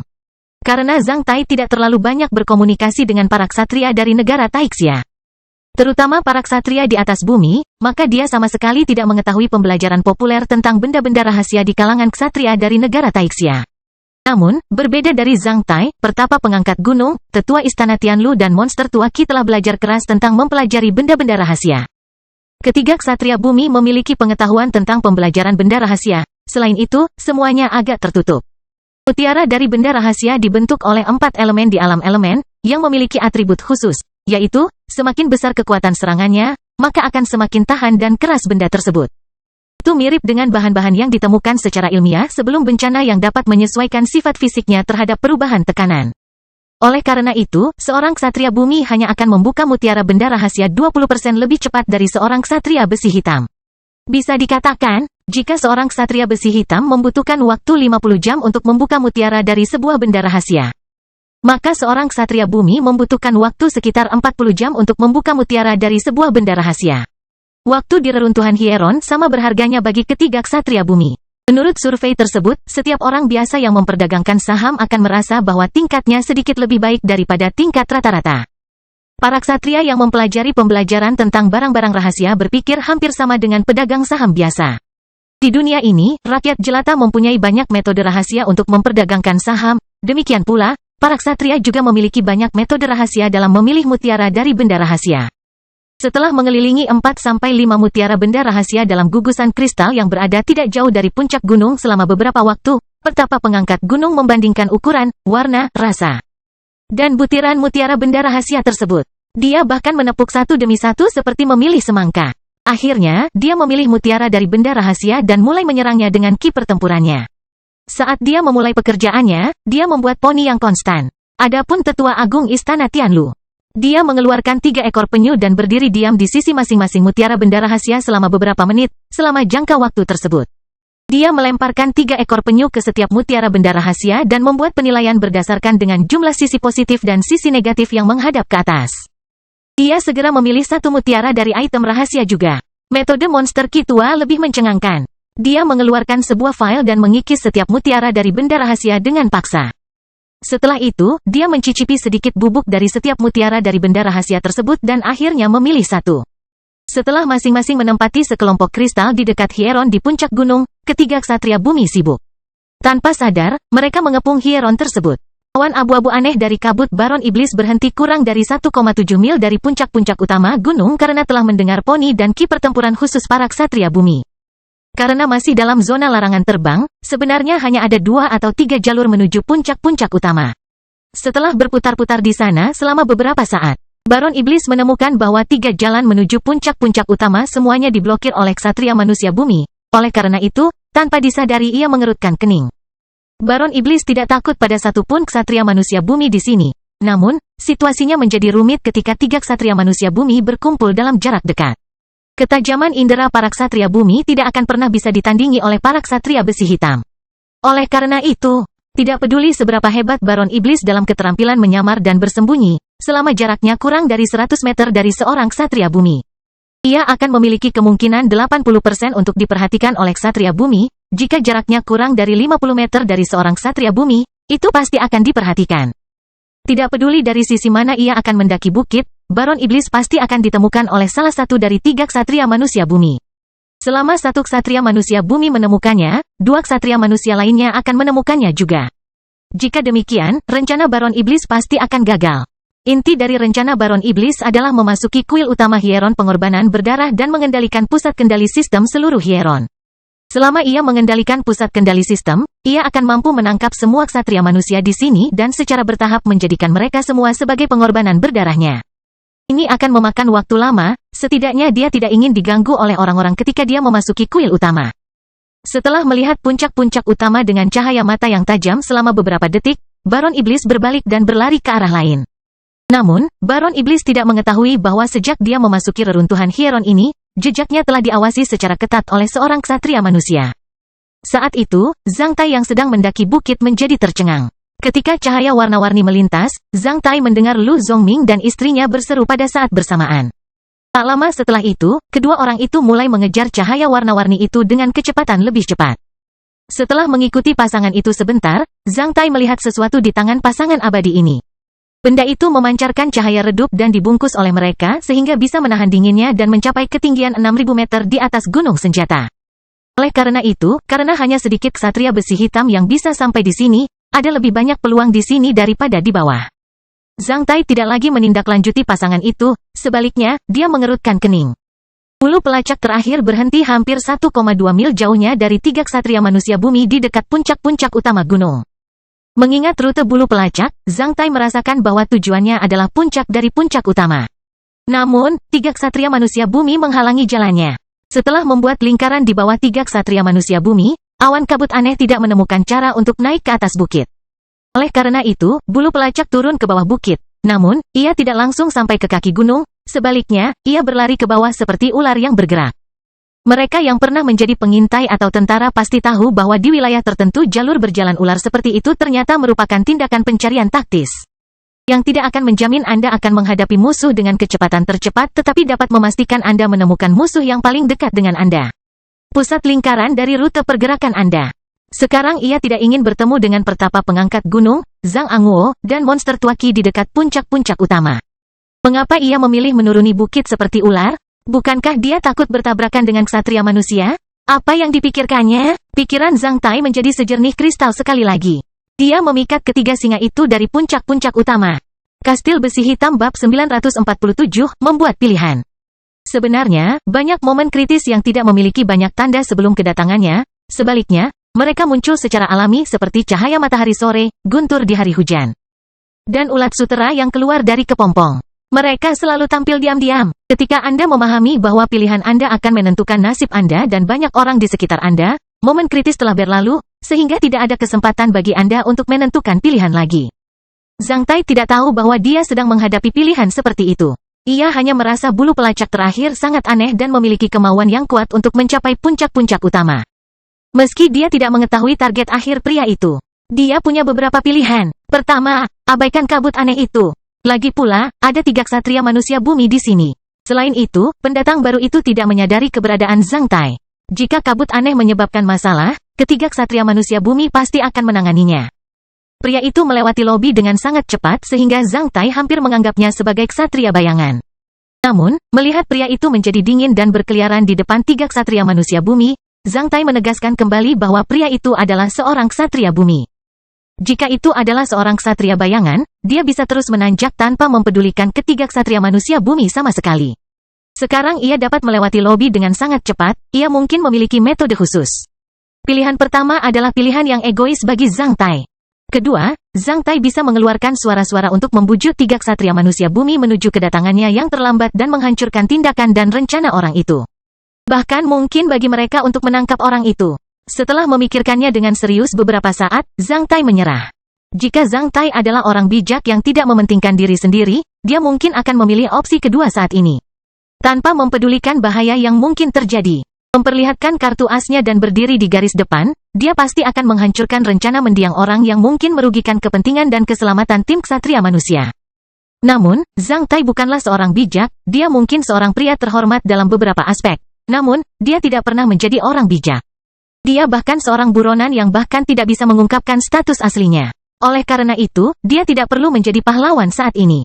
Zhang Tai tidak bisa mengabaikannya karena itu terlalu egois atau mengorbankan dirinya demi orang lain. Oleh karena itu, setelah mempertimbangkannya sebentar, Zhang Tai memilih opsi ketiga sambil didorong oleh rasa ingin tahu yang besar. Saya tidak akan peduli dengan taktik orang itu untuk saat ini. Sebaliknya, saya akan mencapai puncak gunung dan memeriksa apa yang diinginkan orang itu di sana. Jika orang itu ingin menyakiti semua ksatria manusia di sini, aku akan menghentikannya atau mengirimkan peringatan kepada 3 ksatria manusia bumi. Pada saat itu, aku akan mempunyai alasan yang bagus. Aku mempunyai bakat yang luar biasa. Selain itu, melalui budidaya sutra naga api, saya memiliki kemampuan tahan dingin yang sangat kuat. Setelah sampai di puncak-puncak utama, saya melihat orang asing itu sedang melakukan sesuatu. Oleh karena itu, saya melepaskan sinyal pertempuran Qi untuk menarik 3 ksatria manusia bumi di sana. Setelah memikirkannya, Zhang Tai mulai bergerak. Saat dia memperhatikan rute bulu pelacak, Zhang Tai menghindari pertemuan dengan bulu pelacak. Pada saat yang sama, dia bergegas menuju puncak-puncak utama. Setelah lebih dari setengah jam, Zhang Tai telah mencapai jarak lebih dari 0,7 mil dari 3 ksatria manusia bumi di dekat puncak-puncak utama. Setelah mengaktifkan efek skill super bersembunyi, dia menyembunyikan dirinya di suatu tempat. Di tempat itu, Zhang Tai dapat dengan jelas merasakan dan mendengar ledakan yang disebabkan oleh 3 ksatria manusia bumi. Zhang Tai kemudian mulai memantau lokasi semua bulu yang ada di pikirannya. Pasangan Lu Zongming berhenti di suatu tempat di atas 7.000 meter, mereka mungkin telah menargetkan mutiara dari benda rahasia yang mungkin berisi gambar virtual dari benda rahasia tersebut. Bulu pelacak yang terlambat sudah turun hingga sekitar 8.000 meter di lereng bukit dan terus mencari musuh-musuhnya. Zhang Tai meramalkan bahwa pasangan itu pasti akan menghadapi awan kabut kelabu. Saat ini jarak vertikalnya hanya sekitar 1.000 meter, tentu saja, jarak linier di antara mereka jauh lebih jauh, namun jika awan kabut kelabu terus mencari musuh-musuhnya dengan cara yang memutarbalikkan, cepat atau lambat ia akan bertemu dengan pasangan yang berdiri diam. Zhang Tai menahan napas dan menunggu pertempuran yang akan datang. Dalam waktu kurang dari 10 menit, ketika jarak linier antara bulu pelacak dan pasangan itu sekitar 2.000 meter, tiba-tiba ia menghentikan taktik pencarian berjalan ularnya. Dalam sepersekian detik, ia mengubah rutenya dan bergegas menuju pasangan itu seperti ular piton sungguhan memburu mangsanya. Zhang Tai tahu bahwa bulu pelacak telah menemukan pasangan itu. Mungkin, pasangan itu telah membuat keributan yang menarik perhatiannya dari jarak 2.000 meter. Merasakan bulu pelacak mengalir ke arah pasangan itu, Zhang Tai langsung menjadi intens bahkan sebagai penonton. Meskipun Zhang Tai tidak melihatnya secara langsung, dia merasakan deja vu tentang apa yang terjadi.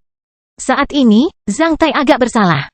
Jika pasangan itu berada tidak jauh darinya, sebenarnya dia ingin mengirimkan peringatan kepada pasangan tersebut. Namun, dia hanya bisa merasakannya saat ini. Syukurlah, kekuatan bertarung pasangan itu jauh lebih besar daripada para ksatria besi hitam pada umumnya. Selain itu, orang itu tidak boleh hanya membunuh orang, sebaliknya, ia ingin membuat keributan untuk menarik ketiga ksatria manusia bumi agar turun dari puncak utama. Oleh karena itu, meskipun mereka bertengkar, pasangan tersebut tidak akan kehilangan nyawa. Bulu pelacak itu mendekati jarak 200 meter dari pasangan itu dengan kecepatan yang sangat tinggi. Setelah itu, ia melambat dan berputar di sekitar mereka untuk beberapa saat dan secara bertahap mempersempit jarak menjadi 100 meter, 50 meter. Kamu masih ingin menyerang mereka sebagai ksatria bumi? Sial, pada saat ini, Zhang Tai hampir ingin mengumpatnya dengan keras. Dia juga dengan tulus merasakan bahaya dari pria itu, yang tidak keberatan menggunakan cara-cara tercela untuk mencapai targetnya. Dalam sepersekian detik, bulu pelacak itu melesat secepat sambaran petir dan mencapai sisi pasangan itu seperti pedang tajam. Zhang Tai membuka matanya dan tidak merasakan bulu pelacak itu lagi. Sebaliknya, dia melirik lokasi pasangan itu di lereng bukit. Hanya setelah 1 detik, sinyal Qi pertempuran seorang ksatria telah melesat ke langit.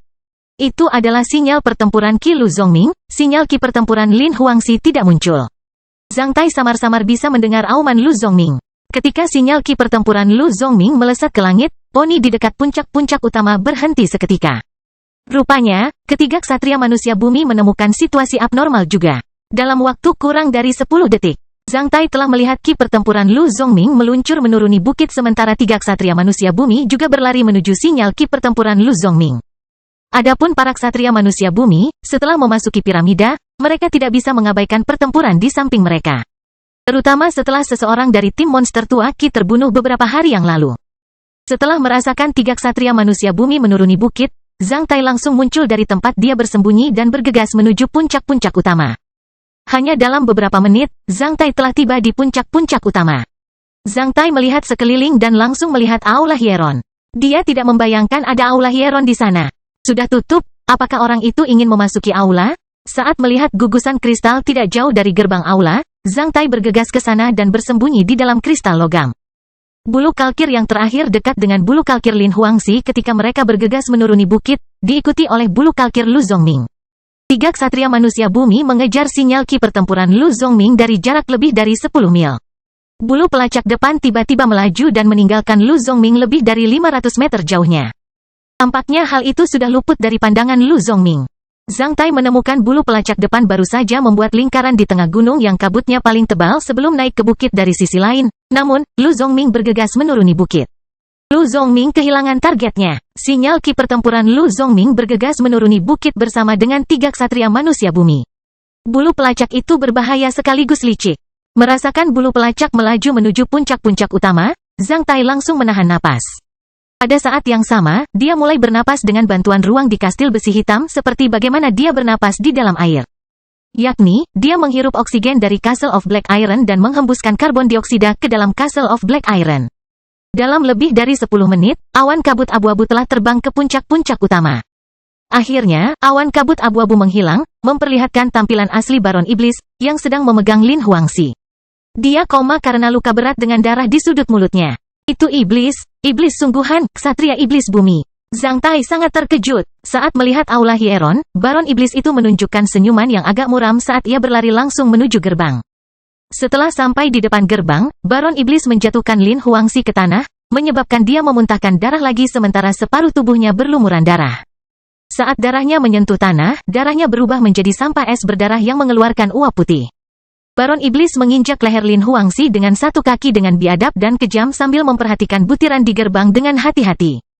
Sepasang sepatu bot tempur hitam, leher putih, iblis brutal dan wanita manusia yang dianiaya dengan tatapan menyakitkan. Karena terstimulasi oleh perbandingan yang begitu tajam, pupil mata Zhang Tai langsung mengecil. Jika dia tidak mengaktifkan skill persembunyian supernya, maka Zhang Tai mungkin sudah membuka diri. Perasaan para ksatria, terutama para ksatria bumi berada di luar imajinasi rakyat jelata. Butir di gerbang Aula Hieron sangat mirip dengan yang ada di lantai lobi tempat mereka lewat. Setelah menontonnya selama setengah menit, Baron Iblis itu meletakkan satu tangannya di satu tempat biji-bijian. Setelah beberapa detik, ia meletakkan tangannya ke tempat lain dari butiran itu. Baron Iblis terus-menerus menekan 10 kali dalam 2 menit. Saat ditekan di tempat terakhir, gerbang perlahan terbuka tanpa menimbulkan suara apapun. Ketika Baron Iblis menemukan gerbangnya terbuka, dia tidak bisa menahan tawa karena dia akan segera mendapatkan barang rampasan. Dia menjambak rambut wanita itu dan langsung menyeretnya ke dalam Hieron. Zhang Tai tidak tahu mengapa iblis ini harus memasuki Aula Hieron dengan tipuan seperti itu. Namun, dia tahu orang ini pasti akan melakukan sesuatu yang buruk. Kita harus menentang apa yang didukung musuh, mendukung apa yang ditentang musuh, dan menghancurkan apa yang ingin dilakukan musuh. Ini selalu menjadi pepatah klasik dalam melawan musuh. Pada saat ini, darah Zhang Tai mulai terbakar. Bajingan, kamu mati. Saat menyaksikan Baron Iblis menyeret Lin Huangxi ke Aula Hieron sambil tertawa, Zhang Tai bangkit dan bergegas menuju gerbang dengan kecepatan tercepat dan cara paling gesit. Ketika dia bergegas memasuki gerbang Hieron, Zhang Tai melihat sebuah dupa raksasa dan sebuah altar di ujung lain aula, sementara sebuah bola kristal diam-diam melayang di udara di tengah aula. Iblis itu telah berlari sejauh 20 meter menuju bola kristal. Saat Zhang Tai memasuki gerbang Hieron, Baron Iblis telah merasakannya. Ia berbalik dan melihat Zhang Tai. Ekspresi tercengang muncul di wajah suram Baron Iblis, diikuti oleh tatapan mata yang brutal namun sportif. Baron Iblis itu melaju menuju bola kristal dalam sepersekian detik sambil menjatuhkan Lin Huangxi ke satu sisi. Rasakan bahwa Baron Iblis bertujuan untuk mendapatkan bola kristal itu, Zhang Tai juga bergegas menuju bola kristal itu dengan kecepatan tercepatnya. Kastil Besi Hitam Bab 948, Pergulatan antara Zhang Tai dan Demon Baron. Zhang Tai tidak tahu bola kristal apa yang menggantung itu. Namun, karena iblis itu sudah menginginkannya, maka Zhang Tai bersumpah untuk menghentikannya agar tidak mendapatkannya. Zhang Tai hanya memikirkan hal itu saat ini. Ksatria iblis bumi lebih dekat ke bola kristal daripada Zhang Tai. Mengingat kecepatan ledakan jarak pendek, Zhang Tai tidak lebih unggul dari ksatria bumi, meskipun mereka berdua bergerak sangat cepat. Oleh karena itu, ketika Zhang Tai berakselerasi, tombaknya telah terbelah menjadi 3 bagian. Zhang Tai melemparkan bagian itu dengan ujung tombak yang tajam ke arah kepala iblis. Baron Iblis itu memiringkan kepalanya dan menghindari serangan Zhang Tai. Zhang Tai membuang bagian tengah tombaknya, yang seluruhnya berupa tongkat. Tongkat ini terbang menuju bagian belakang hati Baron Iblis. Setelah benda itu terlepas dari tangan Zhang Tai, maka suara itu menimbulkan suara pecah di aula. Kekuatan Zhang Tai luar biasa. Tombaknya juga cukup kuat. Jika dia menyerang Battle Spirit LV-15, dia pasti bisa melukai targetnya. Namun, meskipun tongkat ini bisa menimbulkan ancaman bagi seorang ksatria bumi, namun tidak berakibat fatal. Sedangkan untuk serangan kedua, Baron Iblis bahkan tidak menghindar. Sebaliknya, ia hanya membiarkan tongkat itu mengenai pertempuran pelindungnya Ki. Di pertempuran pelindung ksatria bumi sedikit bergelombang, namun, Baron Iblis itu tidak melambat sama sekali. Serangan kedua Zhang Tai dapat dijinakkan dengan cara ini. Baron Iblis itu menyeringai samar sambil bergumam, "Naif, bagaimana kamu bisa bermimpi menghentikanku dengan cara biasa seperti itu?" Ksatria bergerak terlalu cepat. Meskipun Zhang Tai meluncurkan dua serangan dalam hitungan detik, dia tidak mempengaruhi kecepatan Baron Iblis itu sama sekali. Akibatnya, Baron Iblis berada kurang dari 20 meter dari bola kristal yang ditangguhkan. Ia akan segera mendapatkannya. Baron Iblis kemudian mengulurkan cakar tajamnya ke arah bola kristal. Pada saat ini, Zhang Tai membuang bagian ketiga dari tombaknya. Seperti dua bagian sebelumnya, bagian ketiga dari tombak bahkan tidak mengarah ke Baron Iblis sama sekali saat ia terbang di dekat leher Baron Iblis. Baron Iblis mengungkapkan ejekan. Dibandingkan dengan dua serangan sebelumnya, serangan ketiga bahkan kehilangan ketepatannya. Sepertinya ksatria manusia besi hitam ini sedang kebingungan. Dalam sepersekian detik, Baron Iblis hanya berjarak kurang dari 10 meter dari bola kristal. Pada saat ini, Zhang Tai meraung sambil melemparkan belati bermata tiga yang telah dimakan emas dari sisi pinggangnya. Meskipun Zhang Tai tidak bisa bergerak secepat Baron Iblis, namun belatinya bisa terbang lebih cepat daripada Baron Iblis. Belati itu terbang melewati Baron Iblis. Di mata Baron Iblis, itu adalah lemparan yang gagal. Tepatnya, itu bukanlah sebuah lemparan sama sekali. Karena ksatria manusia menjadi kebingungan dalam keadaan darurat, dia hanya melemparkan senjatanya ke arah itu tanpa mengarahkannya. Itu bisa dimengerti. Ksatria yang tidak ahli dalam melempar senjata tidak dapat memastikan bahwa mereka akan mengenai sasaran, terutama dalam gerakan kecepatan tinggi bersama dengan targetnya. Melempar adalah sebuah teknologi. Penampilan Zhang Tai barusan hampir seperti seorang ksatria yang tidak mahir dalam melempar. Oleh karena itu, Baron Iblis tidak meragukan niat Zhang Tai. Tangan Baron Iblis hampir mencapai bola kristal yang tergantung.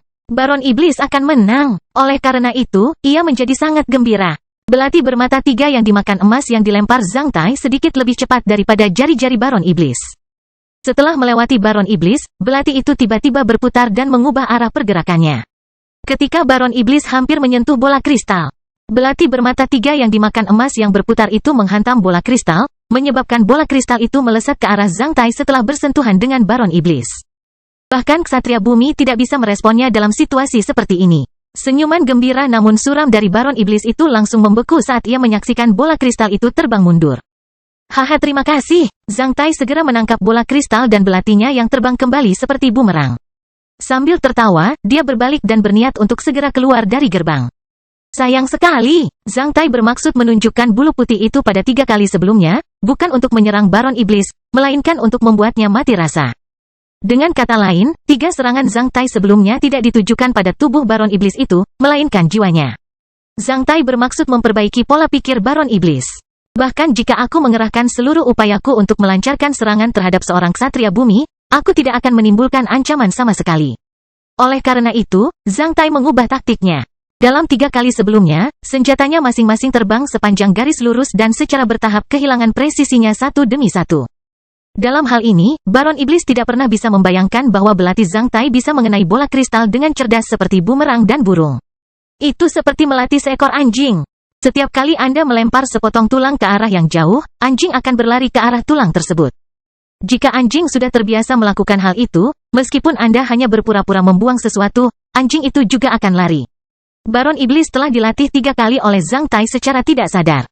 Dari saat Zhang Tai menyerbu ke Aula Hieron hingga saat dia mendapatkan bola kristal di depan Baron Iblis, meskipun itu hanya beberapa detik. Mereka telah bergulat satu sama lain dalam hal kecerdasan, wawasan, daya tanggap, dan penilaian selain kecepatan bergerak. Dan kekuatan tempur. Seluruh prosesnya sangat mengejutkan. Baron Iblis merasa terhina karena tidak menyangka bisa diolok-olok oleh ksatria manusia besi hitam seperti monyet. Baron Iblis menjadi gila karena marah. Dengan mata berdarah, ia meraung sebelum melepaskan ki pertempurannya saat ia melihat Zhang Tai bergegas menuju gerbang Aula Hieron. Pada saat yang sama, ia melontarkan pukulan ke arah punggung Zhang Tai dan gerbang dengan 2 tangan pada saat yang bersamaan. Pertarungan sengit ki-nya kemudian melesat seperti sinar cahaya hitam. Zhang Tai yang bergegas menuju gerbang harus menghindari serangan ini. Jika tidak, ia akan menderita kerugian besar. Seorang ksatria bumi memiliki keunggulan luar biasa dibandingkan seorang ksatria besi hitam dalam kekuatan pertempuran. Ketika dia berbalik dan berniat untuk keluar dari aula, Zhang Tai menyelesaikan dua hal. Pertama, dia melepaskan sinyal ki pertempurannya saat dia ingin membangkitkan perhatian tiga ksatria bumi. Kedua, ketika dia tiba di sisi Lin Huangxi, dia mengambil kaki ksatria wanita yang terluka parah itu. Pada saat yang sama, dia memegang ikat pinggang Lin Huangxi dan berniat untuk segera keluar dari aula seperti menangkap seekor anak ayam. Karena Zhang Tai sangat kuat, berat badan satu orang lagi tidak memperlambat kecepatan geraknya sama sekali. Materi aula ini sangat istimewa. Zhang Tai merasakan bahwa ki pertempurannya tidak bisa keluar dari tempat ini. Oleh karena itu, dia harus melompat menjauh agar tidak diserang oleh Baron Iblis. Baron Iblis itu bukanlah orang bodoh. Seperti bagaimana Zhang Tai berusaha sekuat tenaga untuk mencegahnya mendapatkan bola kristal, Baron Iblis juga berusaha sekuat tenaga untuk menjaga Zhang Tai tetap berada di dalam aula Hieron. Baron Iblis tidak bermaksud membunuh Zhang Tai, sebaliknya, ia hanya ingin mencegah Zhang Tai melarikan diri dari gerbang aula Hieron. Mungkin tidak mudah bagi Baron Iblis untuk membunuh Zhang Tai setidaknya dalam waktu singkat, namun ia bisa dengan mudah mencegah Zhang Tai pergi hanya dengan memblokir gerbang sepenuhnya melalui serangannya yang kuat. Zhang Tai berusaha untuk keluar dari gerbang, namun, ksatria iblis itu terus menyerangnya. Hanya dalam beberapa menit, kedua belah pihak telah berganti posisi Baron Iblis berdiri di gerbang dan menghalangi jalan sementara Zhang Tai berdiri di tengah-tengah aula Hieron. Kedua ksatria itu saling mengawasi dengan tatapan dingin dengan jarak puluhan meter. Kamu adalah ksatria manusia besi hitam terkuat yang pernah kulihat. Jika kamu ingin menyerah kepada kami, aku berjanji kepadamu bahwa kamu akan mendapatkan semua yang kamu inginkan. Baron Iblis mengedipkan matanya dengan cahaya mata yang aneh. Kenapa kamu tidak menyerah padaku? Aku berjanji akan memberimu roti kukus yang cukup setiap hari. Zhang Tai menyeringai sambil mencemooh Baron Iblis itu. Baron Iblis langsung tampak serius karena ingin maju selangkah. Zhang Tai mengangkat bola kristal itu dan bermaksud untuk menghancurkannya ke tanah. Berhenti. Jika kamu maju satu langkah lagi, aku akan menghancurkannya. Baron Iblis itu segera berhenti. Selama proses ketika dia merespons serangan Baron Iblis, Zhang Tai menyadari bahwa Baron Iblis itu takut memecahkan bola kristal seperti seseorang yang takut merusak instrumen ketika melemparkan senjata ke arah tikus. Karena itu, Zhang Tai bisa tetap aman dan sehat di depan ksatria iblis bumi ini selama beberapa menit. Saat Zhang Tai mengangkat bola kristal ini, dia benar-benar menakuti Baron Iblis itu. Bola kristal ini adalah pusat kendali sistem Hieron ini. Jika rusak, semua portal Hieron ini akan tertutup sepenuhnya. Tak seorang pun akan dapat mengaksesnya lagi dan kita semua akan mati di sini. Jika Anda ingin berkomitmen bunuh diri, aku akan menemanimu dengan mengorbankan yang lain. Baron Iblis mengedipkan matanya saat berjalan menuju Zhang Tai. Meskipun ia tidak bergegas menuju Zhang Tai dalam sepersekian detik, ia perlahan-lahan mendekati Zhang Tai. Apa menurutmu aku tidak berani melakukan itu? Kematianku sepadan dengan nyawa seorang ksatria iblis bumi. Saat Zhang Tai mengatakan itu, Zhang Tai melemparkan bola kristal itu ke tanah. Saat melihat ini, ksatria iblis itu mengubah wajahnya dan segera menghentikan langkahnya. Namun, saat bola kristal itu lepas dari tangannya, Zhang Tai menangkapnya dengan kecepatan lebih cepat. Setelah itu, Zhang Tai mencibir ke arah Baron Iblis itu dan berkata, "Dengar, tidak apa-apa, sebagai orang yang egois, bahkan jika kamu diminta mati demi Kaisar Xuan Yuan, kamu tidak akan pernah melakukan itu. Benar kan?" Cahaya mata yang brutal melintas di mata Baron Iblis itu.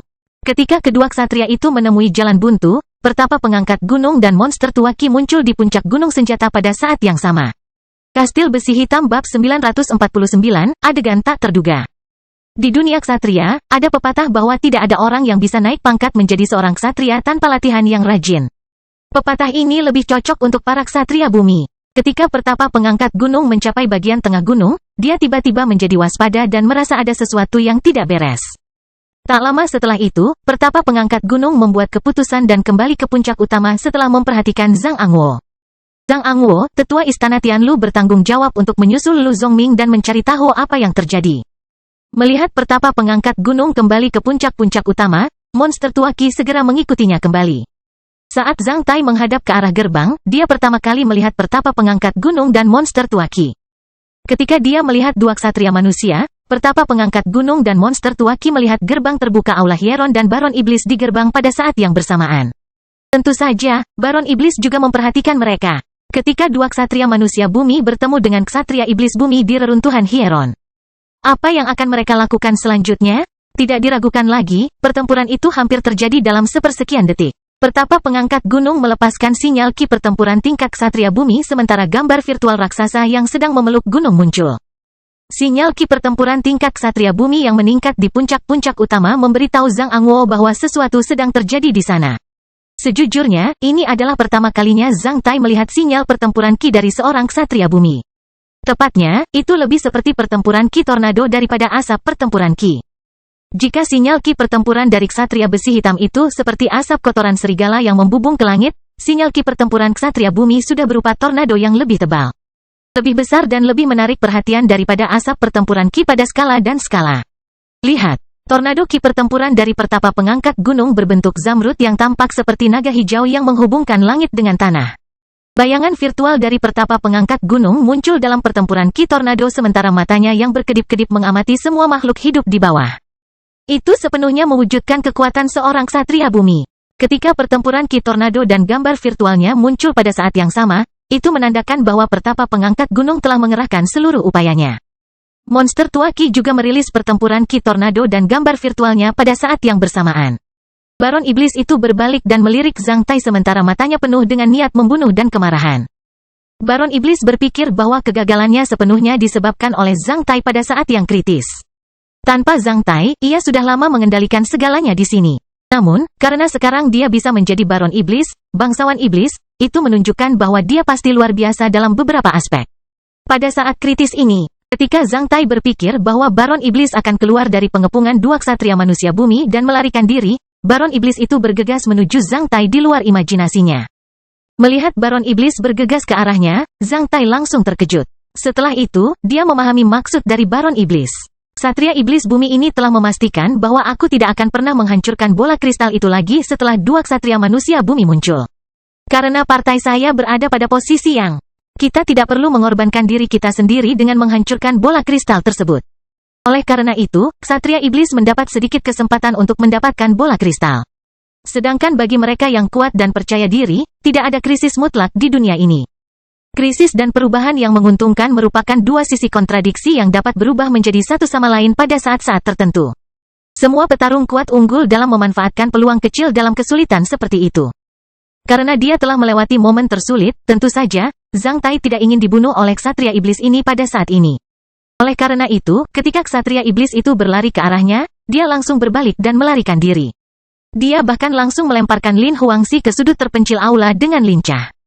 Ketika dia menangkap Lin Huangxi, sebelum melarikan diri sekarang, Zhang Tai telah menuangkan sebotol obat pemulihan senior ke dalam mulutnya dengan kecepatan tercepat. Karena Lin Huangxi berada dalam skenario yang lebih buruk, tanpa meminum obat pemulihan apapun, dia mungkin sudah meninggal sebelum diselamatkan. Setelah merasakan tanda-tanda vital Lin Huangxi telah stabil, Zhang Tai buru-buru menurunkannya ke tempat yang aman.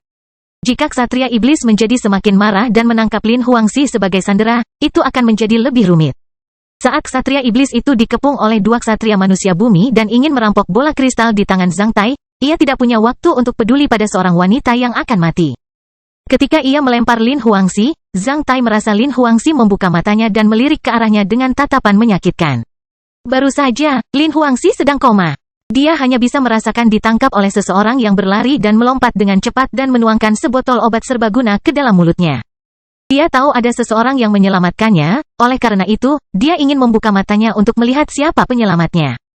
Segera setelah Zhang Tai menjatuhkan Lin Huangxi, serangan ki pertempuran Baron Iblis itu bergegas menuju Zhang Tai seperti jaring besar. Sambil meraung, Zhang Tai melepaskan pukulan. Saat ki pertempuran mereka bertabrakan satu sama lain, Zhang Tai telah keluar dari gerbang dengan kelembaman kekuatan balasan yang besar. Meski gerakannya tidak elegan, namun sangat praktis. Hasilnya, dia berhasil menghindari serangan Baron Iblis itu. Selama periode ketika dia melarikan diri. Terutama setelah dia dipromosikan menjadi satu ksatria besi hitam pengganti dan mendapatkan kesempatan untuk memperkuat kekuatannya secara keseluruhan.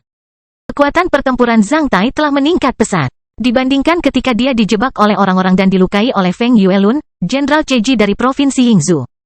Zhang Tai telah mencapai tingkatan baru dalam kekuatan tempur, kecepatan reaksi, dan kemampuan tahan serangan. Pada saat kritis ini, dia bisa menahan serangan dari ksatria iblis bumi dengan mudah. Sejujurnya, kekuatan tempur ksatria iblis bumi ini tidak lebih lemah dari Feng Yuelun.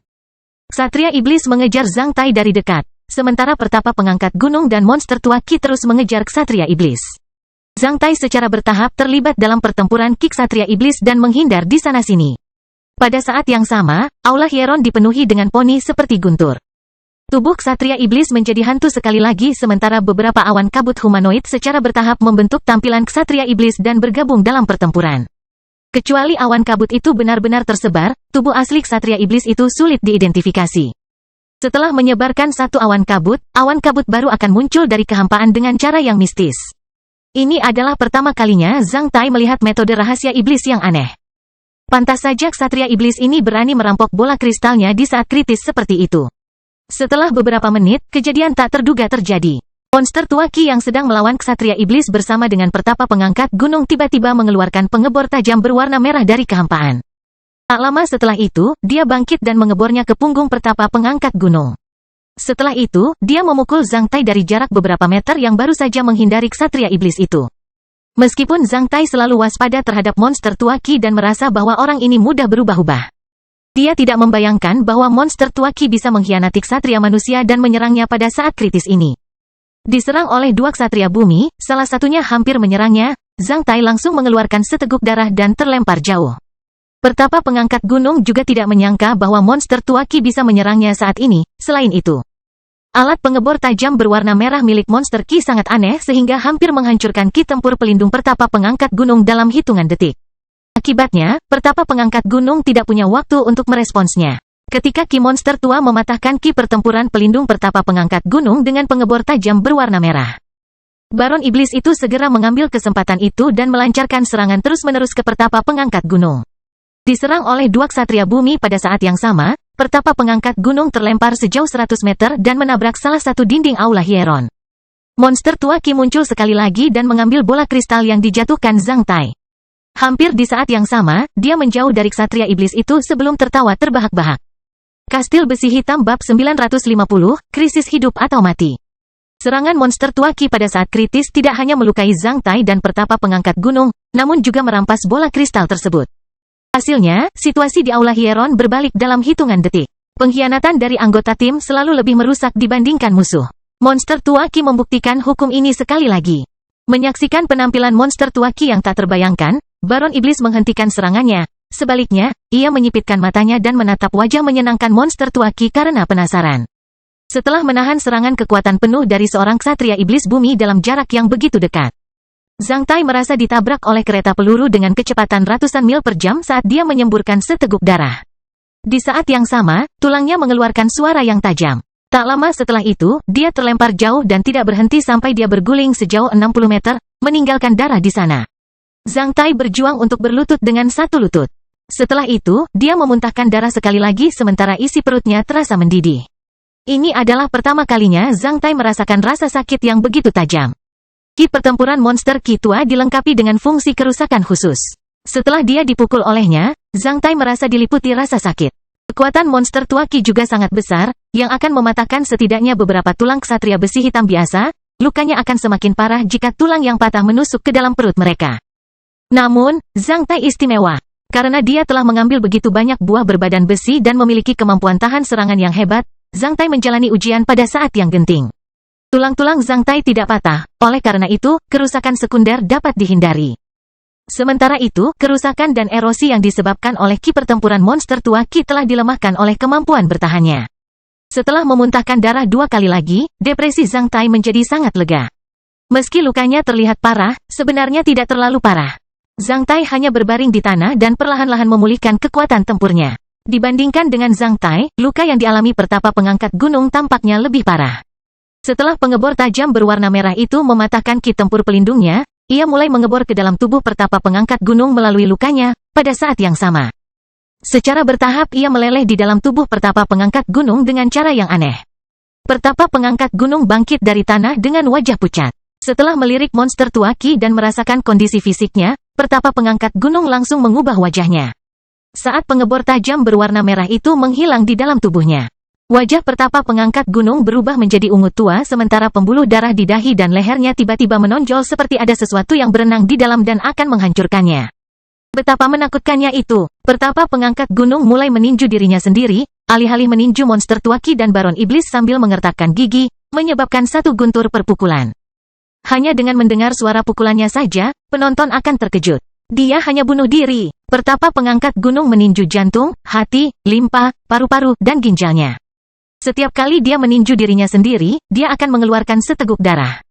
Darah yang dimuntahkan oleh pertapa pengangkat gunung berwarna hitam yang berisi potongan-potongan lembut dari alat pengebor tajam berwarna merah yang telah menghilang di dalam tubuhnya. Potongan-potongan itu sebelumnya keras, namun ketika diludahkan, semuanya menjadi lunak. Selain itu, mereka seperti spons yang membengkak setelah menyerap air dan terlihat menjijikkan dan suram. Setelah meninju kelima organnya dengan keras dan memuntahkan darah hitam serta potongan-potongan pengebor tajam yang membengkak, pertapa pengangkat gunung menjadi putus asa seketika dan cahaya matanya menjadi suram. Auranya sepertinya sudah sangat menurun. Dia merasa berbatu-batu dan tidak bisa berdiri sampai dia menopang dinding dengan dua tangan. Pengebor 5 organ yang merusak darah dan jiwa. Pertapa pengangkat gunung memperhatikan monster tua Qi dan suaranya menjadi serak. Dia merasa ada terak besi di tenggorokannya. Saat dia meludahkan hal itu, tenggorokannya bahkan terluka. Gaga-gaga, aku telah menghabiskan sekitar 7 tahun untuk membuat pengebor 5 organ yang merusak darah dan jiwa ini, selama periode itu. Aku menggunakan kekuatan darah dan jiwa dari 49 anak laki-laki perawan dan melumasi mereka hari demi hari dengan begitu banyak bahan langka. Pertapa pengangkat gunung, kamu seharusnya puas dengan hal itu. Monster tua Qi tertawa riang. Kamu adalah sisa dari kuil jiwa berdarah? Apakah seseorang yang telah menguasai metode rahasia kuil jiwa berdarah ditakdirkan untuk menjadi sisa dari kuil jiwa berdarah? Jika demikian, ada begitu banyak sisa kuil jiwa berdarah di 7 sekte teratas di negara Taixia. Ketika 7 sekte teratas masuk negara Taixia mengepung kuil jiwa berdarah. Entah itu karena mereka menaruh pandangan serakah pada metode rahasia di kuil jiwa berdarah atau karena kuil jiwa berdarah akan membangun laut berdarah abadi yang akan mengguncang fondasi negara. Anda tahu cerita kotor di dalam lebih jelas dariku. Sayangnya, 7 sekte teratas tidak mendapatkan sutra jiwa berdarah tertinggi, kata monster tua Qi dengan sedikit ejekan. Pertapa pengangkat gunung terdiam saat dia menyeka noda darah di sudut mulutnya dan menuangkan sebotol obat pemulihan. Monster tua Qi baru saja menyaksikan pertapa pengangkat gunung sambil menyeringai, tidak ada obat penawar untuk pengebor 5 organ yang merusak darah dan jiwa. Bahkan jika kamu meludahkan potongan dari pengebor tersebut, dalam 5 hari, kamu tidak akan diselamatkan bahkan oleh makhluk abadi pil. Apa yang sedang kamu perjuangkan? Pertapa pengangkat gunung tidak berbicara. Dia hanya menatap monster tua Qi dengan tatapan marah saat dia perlahan menyesuaikan ritme pernapasannya. Dalam hal ini, semua orang yang hadir menyadari bahwa monster tua tidak akan pernah membiarkan salah satu dari mereka keluar dari sini hidup-hidup. Siapa kamu? Baron Iblis bertanya sambil terus memandangi monster tua Qi. Sebenarnya, kita mempunyai target yang sama. Namun, kamu dan aku berada di garis pertempuran yang berbeda. Aku tidak menyangka kita bisa bertemu hari ini. Monster tua Qi memberitahu Baron Iblis sambil membuat isyarat tangan tertentu. Kamu adalah anggota asosiasi Tiga Mata? Baron Iblis bertanya ketika cahaya cerdas melintas di matanya. Seperti seorang perwira yang ditugaskan atau bangsawan biasa di suatu negara yang tidak dapat sepenuhnya menguasai kecerdasan semua agen di pihaknya yang dikirim ke luar negeri. Baron Iblis tidak akan mengetahui agen iblis di negara Taixia sebagai intelijen ini. Diklasifikasikan di antara setan, hanya sedikit orang di tingkat atas yang bisa menyentuhnya. Bahkan jika itu adalah Baron Iblis, dia tidak memenuhi syarat untuk menyentuh mereka sama sekali. Baron Iblis hanya mengetahui bahwa iblis tidak pernah menghentikan tata letaknya di negara Taixia sejak perang suci terakhir antara manusia dan iblis. Dengan kata lain, setan tidak pernah berhenti memerangi orang Hua sama sekali, baik sebelum atau sesudah bencana, dengan kekerasan atau tidak dengan kekerasan di semua lini. Di negara Taixia, Asosiasi Mata Tiga mempunyai sebutan lain, gereja yang mencapai surga. Aku adalah seorang tetua dari gereja yang mencapai surga, kata monster tua Qi. Bagaimana kamu tahu rahasia kuil pengorbanan berdarah? Baron Iblis itu memompa bukannya bersikap santai. Pada awalnya, metode rahasia kuil jiwa berdarah diperoleh dari kuil pengorbanan berdarah di dunia bawah tanah. Saya memperoleh beberapa klasik kuil jiwa berdarah secara tidak sengaja dan mengetahui tentang rahasia ini dan beberapa informasi tentang kuil pengorbanan berdarah. Kali ini, saya mendengar seseorang menemukan hieron di laut magma sementara ada simbol hieron pengorbanan berdarah di kunci piramida ini. Oleh karena itu disinilah saya. Monster tua Qi menjelaskannya kepada Baron Iblis dengan sabar untuk menghilangkan kemungkinan kesalahpahaman di antara mereka. Mata Baron Iblis itu berkedip-kedip saat ia tertawa terbahak-bahak dan langsung berubah menjadi lembut. Kalau begitu, serahkan bola kristal itu padaku. Aku tahu tempat ini lebih baik darimu. Hehehe, walaupun kita bukan musuh, tapi kita tidak begitu akrab satu sama lain. Ada pepatah lama di antara orang Hua, meskipun kamu tidak berpikir untuk menyakiti orang lain, Sebaiknya kamu tidak dijebak oleh orang lain. Saya akan memegang bola kristal jika terjadi hal-hal yang tidak menyenangkan. Monster tua Qi menjawab dengan tergesa-gesa, tidak meninggalkan wajah sama sekali pada Baron Iblis.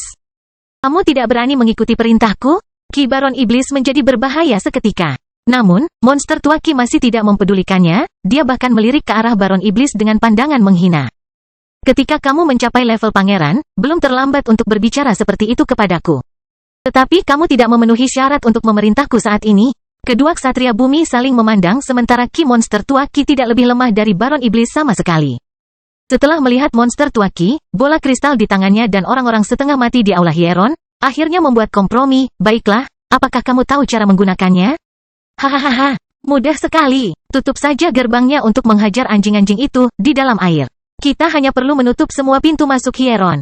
Turunkan suhu di luar gerbang ini hingga di bawah batas terendah dengan pusat kendali sistem bola kristal ini dan membatasi pasokan udara di Hieron. Semua ksatria manusia akan kehilangan kemampuan mereka untuk melawan dalam waktu kurang dari 1 hari. Saat itu, nyawa mereka akan berada di tanganku, kata monster tua Qi sambil tiba-tiba melirik keluar gerbang. Saat itu, suara gemuruh terdengar dari bawah puncak dan tidak jauh dari sini. Benda lama istana Tianlu akan datang, kita tidak perlu melawannya. Selain itu, saya tidak memiliki pengebor 5 organ merusak darah dan jiwa yang kedua. Benda lama ini sangat rumit. Bahkan jika kita berdua melawannya bersama-sama, salah satu dari kita mungkin terbunuh. Mengapa tidak menghadapinya saat dia menjadi tikus yang tenggelam? Baron Iblis itu mengangguk. Setelah monster tua Qi menyelesaikan kata-katanya, dia menangkupkan bola kristal itu dengan kedua tangannya dan menutup gerbang Aula Hieron ini seolah-olah tidak pernah dibuka sama sekali. Di dalam Aula Hieron, hanya ada 5 ksatria, yaitu monster tua Qi, ksatria iblis yang selamat dan sehat, Zhang Tai, pertapa pengangkat gunung yang terluka parah, dan Lin Huangxi yang sedang koma. Mengingat perbedaan tajam dalam kekuatan tempur, hasilnya sepertinya sudah pasti.